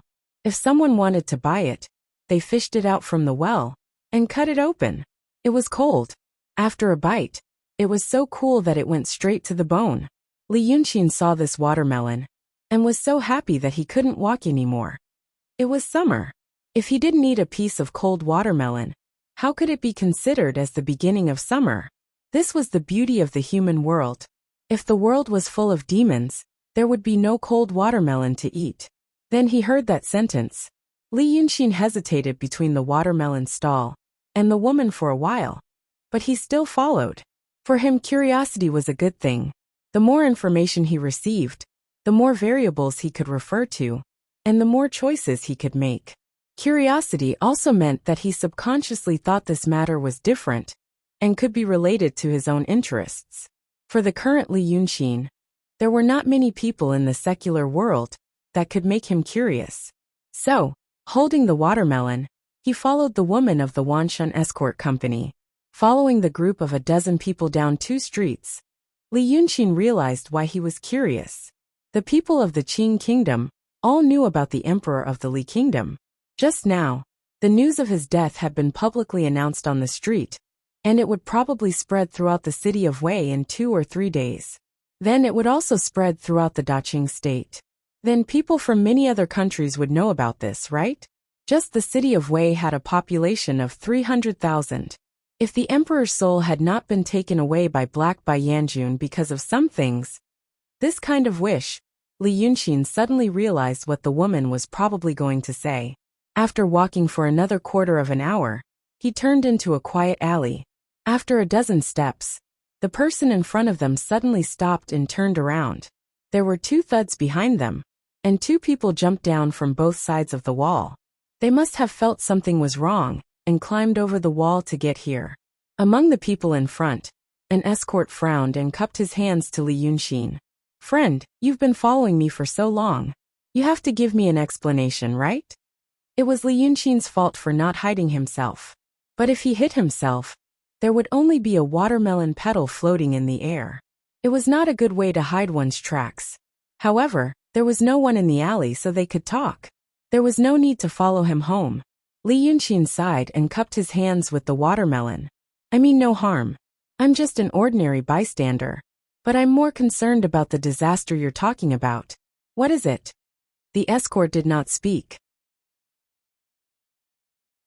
He looked at him with a gloomy gaze, as if trying to see through his identity. He was a scholar in a white robe, with a fan at his waist, and a white jade pendant hanging on it. There were 3 spots of watermelon juice on the front of his robe. The only thing different about him was that he was handsome and good-looking. Oh, and there was a half-eaten watermelon petal in his hand. He really couldn't see anything. The escort said, "Your Excellency, you should first reveal your identity. If you're a noble young master, you won't misunderstand and hurt our friendship." Li Yunqin smiled and did not answer him. "I'm more curious about this. Half an hour ago, you were crying on the street. Now you're all calm and collected. Especially that woman. She's completely different from before. Actually, you should know about this, right? According to what you've said in front of the masked you, the big escort agencies in the city of Wei stopped their business with the Li Kingdom a month ago. The emperor of the Li Kingdom passed away a month ago. I think those big escort agencies must have someone in the Li Kingdom's court. They must have told them in advance and stopped their business. If those escort agencies know about this, the Yu family should know even more. But Yu Meng is the head of the escort association and didn't say anything. That's why your small and medium-sized escort agencies were detained. I think that Yu Meng really didn't know about it. As for the master of the Yu family, I think he purposely made you fall so that he could take over your businesses. You also know about this. You also know that your master is going to die. That's why you came out on the street to make a scene. Is it to let the whole city know so that the Yu family can't do it? No. If master, you could be so cruel to want your master dead. Why would he care about what you did? I think you actually. Li Yunqin pretended to be enlightened. You really just wanted to get some money from young Master Yu to run away. Madam, what was your mentality when you shouted on the street just now? Li Yunqin seemed to find it even more interesting. He laughed. I guess it was because you really hated them and thought that the disaster was coming. Even the people of the Yu family couldn't be saved. So you couldn't help but shout it out. You wanted to sentence them to death early, so that you could vent your anger, right? That's right. This also explains why you all look so solemn right now. That's the expression a calm avenger should have. After saying this, Li Yunqin took a big bite of the watermelon and gave a thumbs up to the people in front of him. I like people like you. Calm, steady, cohesive, and unscrupulous. Sooner or later, you will achieve something big. The escort glanced at the housewife beside him. I don't remember any young master in the city with a brain like him. This accent is also not from the city of Wei. The woman finally spoke.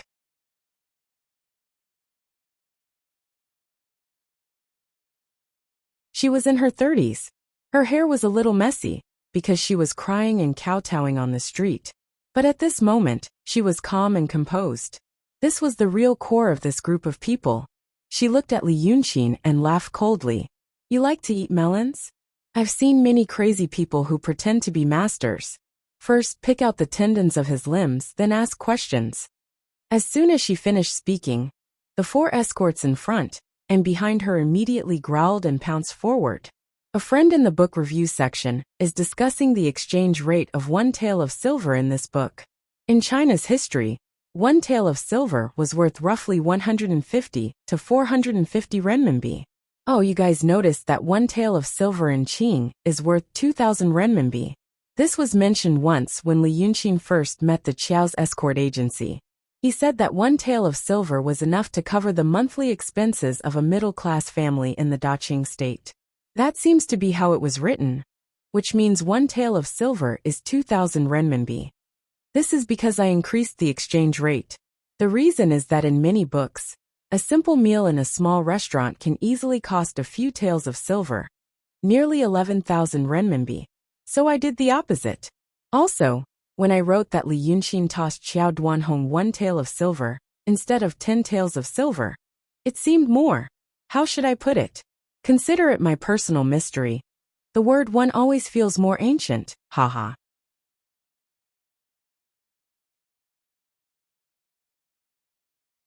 Chapter 154.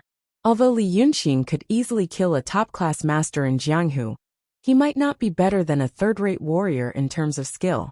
Because the cultivators tempered their bodies and souls, their reaction speed, strength, and body toughness were far beyond the imagination of mortals. Therefore, the marvelous strike of a super expert was probably nothing more than an old woman, waving her sword in his eyes, which could be broken easily. But even so, he could see that the 4 escorts from Wanshun Escort Agency were not ordinary. They were almost at the level of a second-rate master. And Qiao Duanhong, the head of Hongfu Escort Agency of Qiao's family, was only a second-rate master in the Qiao family, and he had just touched the edge. This Wanshun Escort Agency was interesting. While he was thinking about this, the 4 people had already rushed to him. They cooperated well and blocked his retreat. No matter how he dodged or counterattacked, he would have to pay a price. It was impossible for him to escape unscathed. Li Yunqin could even see that even though the 4 people rushed to him, the escort who spoke, the woman who called herself Sanyang, and the other servants did not let down their guard. They were just waiting. If this person was really a master, then they could rush to him again or fly away. But the next moment, there was a short and suppressed low cry. But the low cry also stopped abruptly. The 4 people who rushed to him directly passed through his body and hit something. Dizzy and shocked, they took a few punches and kicks and rolled far away, in a rather inelegant but effective way, looking at Li Yunqin as if they had seen a ghost. Where he was standing just now, there was only a half-eaten watermelon floating in the air. Another mouthful was lost. This situation was not in any consideration. The escorts, Sanyang, and servants who were ready to help were all stunned. This was the first time in their lives that they had experienced such a supernatural experience. Although there have been many miraculous things happening in the city of Wei recently, after being stunned for a moment, Li Yunqin's figure reappeared. I really like to eat melons, and I really want to know what disaster you are talking about. It's really boring. Li Yunqin sighed. Don't run. You can't run away. The last sentence stopped the madam and the escorts who were about to pull him away. After all, they were people of the pugilistic world, so they had to be braver.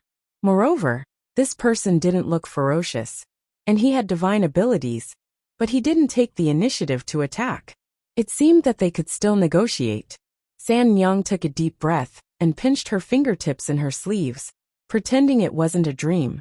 His teeth chattered as he asked, "Your Excellency, who exactly are you?" "I'm just an ordinary dragon cult disciple." "I want to know what you mean." Li Yunqin finally finished eating the melon.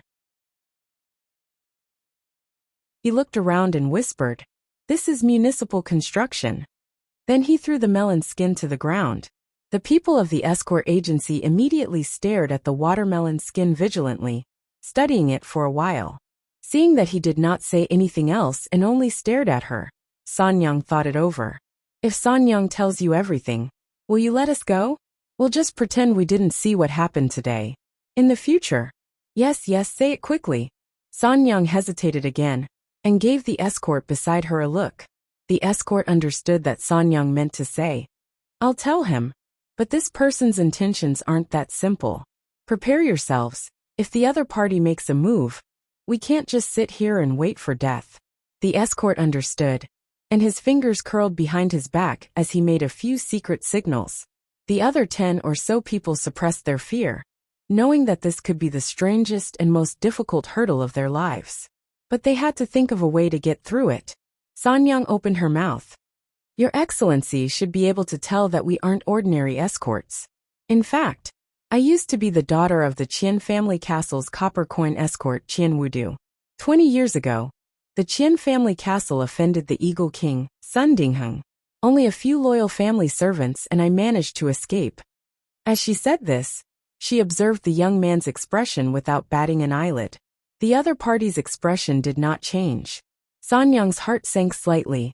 There was no one in Jianghu who had not heard of the Eagle King Castle's destruction of the Qian family castle. They should also be aware of the carnage that the descendants of the Qian family castle would cause in Jianghu. But he remained calm and collected. This meant that the other party already knew about this. Who had invited such an expert to come here? 20 years later, Sanyang gritted her teeth and continued. "After that, I changed my name and married Wan Tongda of the Wanshan Escort Agency. All these years, I've never been involved in Jianghu matters. Some of the people around me are descendants of the Qian family, while others were loyal servants who escaped with me. All these years, they slowly came to the agency. The master didn't know about it. This time, when the master got into trouble, I was anxious, but I knew that he couldn't be saved. I also know what Your Excellency said before. This was a vicious scheme by the big escort agencies and the Yu family. It was to annex us. Among those who went to the Li Kingdom was a former loyal servant of the Qian family castle, an expert in the art of flying pigeons. This time he risked his life to spread the news. So Your Excellency is right. We only wanted to swindle some money from young Master Yu. When the money arrives tonight, we will leave immediately and never return to the city of Wei." She carefully looked at Li Yunqin. "Of course I will remember this grudge, but whether or not I can take revenge, I am a weak woman, and I still have a child at home. I have my own considerations." After saying this, she only looked at Li Yunqin. But Li Yunqin waited for a while, blinking his eyes. "Huh? Friend, I'm asking, what is the disaster you mentioned? Not your family's business?" As soon as he said this, Qian Sanyang and the escort exchanged glances. This person was difficult to deal with. What Sanyang said just now was half true, half false. And this person didn't seem to believe it completely. So she asked about the disaster. She was trying to beat around the bush. Qian Sanyang took a small step back and said in a low voice, "As for the disaster, the messenger pigeon said that there seemed to be a battle between strange beasts at the border of the Li Kingdom. The battle was chaotic, and 3 villages were destroyed in a row. This happened before we were detained by the carriages last month. Then, I heard that the strange beasts went south, entered the Yi Kingdom, and destroyed another 11 villages. The person who sent the letter said it was possible that they would enter the Qing Kingdom." Li Yunqin was stunned for a while, then frowned. "Strange beasts?" Qian Sanyang thought for a while. then said with some hesitation. The messenger pigeon said. The victims of the disaster said, it was demons. As she said this, she waited for the young man to burst into laughter. The other party would definitely think that she was evading. After all, this kind of thing was too unimaginable. When she said on the street that there was a disaster coming, she was indeed talking about this. But it wasn't like what this young man said, that he didn't believe it, and shouted it to vent his anger. In fact, it was because he didn't believe it that he wanted it to come. Who would have thought that after hearing this, the young man would fall silent? Previously, his expression was indifferent, as if he was just asking about something fun. Qian Sanyang knew that it was because his martial arts were extremely high, and he had some kind of special skill. He was toying with them like a cat toying with a mouse. And now, his silence was not a good thing. The other party was confirming what she had just said. The so-called wanting to know what the disaster was definitely an excuse. Perhaps he was still delaying them, waiting for their pursuers, for reinforcements? Or perhaps, the Yu family's plot this time was because they had discovered her identity, and it was completely targeted at them? Thinking of this, Qian Sanyang's body suddenly broke out in a cold sweat. They really seemed to have reached the end of the road. She turned her head and glanced at the escort beside her. After being together for so many years, they had long since understood each other's intentions. The escort saw the determination in Qian Sanyang's eyes. They had fled for so long, concealed their identities for so long, and now they had fallen into such a situation. Even if he were to die this time, he couldn't die in obscurity like a scoundrel. The escort took a deep breath and clenched his teeth. Then his fingers, which were hidden behind his back, quickly changed their movements as he issued a few commands. The alley was instantly overflowing with murderous intent. At this moment, Li Yunqin raised his head and smiled at Qian Sanyang. I understand. All right. Thank you very much for today. Then with a flash of his figure, he disappeared from where he stood. He was going to make his move. Thank your grandma. The escort roared, his pair of eagle claws pouncing on the spot where Li Yunqin had just been standing. Behind him, Qian Sanyang's hands crossed, and the sky was filled with copper coin darts, covering every corner where that person could possibly be hiding. The other dozen or so servants all gave up their lives, and with expressions as if they were ready to die, they summoned all the energy in their bodies and threw themselves at the same spot. Li Yunqin stood on the other side of the alley on the roof, watching these people, and sighed helplessly. He really just wanted to ask what that disaster meant. But now, he had already left the alley for a quarter of an hour. The dozen or so people from the Wanshan escort agency were still cautiously retreating to the other side of the alley on guard. As long as you're happy, he muttered, and flew straight to the north of the city. But whether it was the people from the Wanshan escort agency, or Li Yunqin, their current shock and worry, no matter what, probably couldn't compare to the enlightened spiritual master Yunzi of the Pill Cauldron Sect's Weiqing Station. Last night, he had taken out a talisman, and didn't know if he should use it. After weighing the pros and cons, he took it back. But after 2 hours, he received another piece of news. This news completely dispelled the idea of asking for help from the Grotto Heaven sect. Daotong and Kenzo, a mysterious realm Grotto Heaven sect master, 3 true realm sect masters, they had fallen in the Li Kingdom. Not even their souls were preserved. And all this was because of a mortal. Once upon a time, a different mortal. The heavenly emperor of the Li Kingdom. This Li emperor died 19 days ago. That day, Li Yunqin turned a river of sour soup on Weiqing's Changmen Street. Daotong and Kenzo received the news 18 days ago. The Li Kingdom's court hid the news of the emperor's death, and refused to announce the cause of his death until last night. It was said that his body was still placed in the Golden Palace. 19 princes led their troops into the capital, and 4 princes had already died within the palace walls. The crown prince planned to ascend the throne early, but the ministers in the court became his biggest obstacle. All in all, the largest empire in the known world had become a mess. But even worse, for some reason, the Black and White Yama kings didn't manage to take away the heavenly emperor's soul in time. Hundreds of millions of people of the Li Kingdom were blessed with the will of the Heavenly Emperor. Within 6 hours of his death, the Heavenly Emperor's soul became a ghost emperor. 6 hours. His cultivation broke through the peak of the profound realm and approached the realm of supreme indifference. Fortunately, according to tradition, after receiving news of an emperor's death, Daotong and Kenzo would send high-level cultivators above the true realm to the country to deal with the crisis.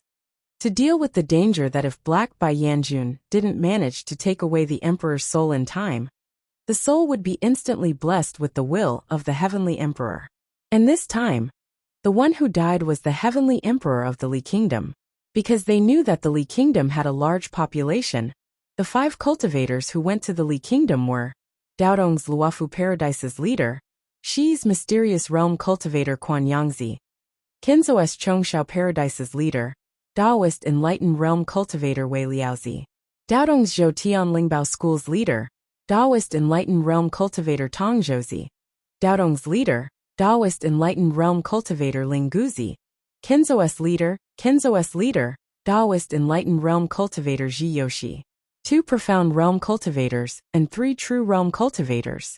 Such a lineup could practically destroy a country within a month. However, only Kenzo's leader, Chongshao Paradise's leader, Wei Liaozi survived. His cultivation was completely crippled. No one could have expected that something would really go wrong. That was the Li Kingdom's emperor. How could Black Bai Yanjun just sit back and watch such a huge change happen? By the time the 5 cultivators realized that the situation had changed, the Li Kingdom's emperor's soul had already transformed into a ghost emperor's body with the help of the millions of people's will, and fled thousands of miles away. The 5 of them immediately used their own abilities and chased after him. Although the Li Kingdom's emperor was extremely powerful, he was still a mortal. After his death, even though his soul had transformed into a ghost emperor's body, his mind was still not clear, and he wasn't as smart and capable as he was when he was alive. Thus, at this time, even though they knew that the ghost emperor's cultivation was close to the 2 sages, the 5 cultivators still chased after him. If he escaped and went somewhere else, after a few days, he would regain his consciousness and understand some Taoist techniques. At that time, he really wouldn't be able to be subdued. However, even though he was muddle-headed, the Ghost Emperor still relied on his extremely powerful instincts to kill the 4 cultivators, and also destroyed Wei Liaozi's Snow Mountain and Ocean of Qi. After this battle, the Ghost Emperor was also heavily injured, and his mind was even more muddled. For a moment, he crashed into the Yi Kingdom's territory, the Tongtian Sea where Long Sun Hatred resided. Long Ertzi Hatred was a bloodthirsty and cruel person, and was a profound realm demon. The waters under his jurisdiction included the Yi Kingdom, and spanned across half of the Li Kingdom. The Ghost Emperor charged into his territory, and didn't know how to communicate or avoid. Moreover, it encountered a fiery fiend like Hatred, and they immediately fought. Unfortunately, the Ghost Emperor was already an arrow at the end of its flight, and it just had to run into a powerful profound realm demon. Sadly, although Hatred dominated the world, the Ghost Emperor was a peerless expert that only appeared once in 1,000 years. After a battle, the Ghost Emperor disappeared, and Long Sun Hatred also disappeared. It seemed that both sides had suffered injuries, and were afraid of being taken advantage of, so they both fled. This was the battle between beasts that Qian Sanyang had mentioned. Note 1. There are 3 stages of the true realm. From low to high, they are Enlightened Master, Advanced Enlightened Master, and Perfect Harmony Master. There are 3 stages of the profound realm. From low to high, they are Shi Mysterious Master, Advanced Mysterious Master, and Broad Mysterious Master. You're tuning in to the Li Mei Sword of Destiny YouTube channel. We're so grateful for your support, and don't forget to subscribe to join us on this incredible journey through captivating stories. Your generosity through donations truly makes a world of difference, as it's the primary source of revenue that allows me to expand and enhance this channel for you. Thank you from the bottom of my heart for being a part of this adventure.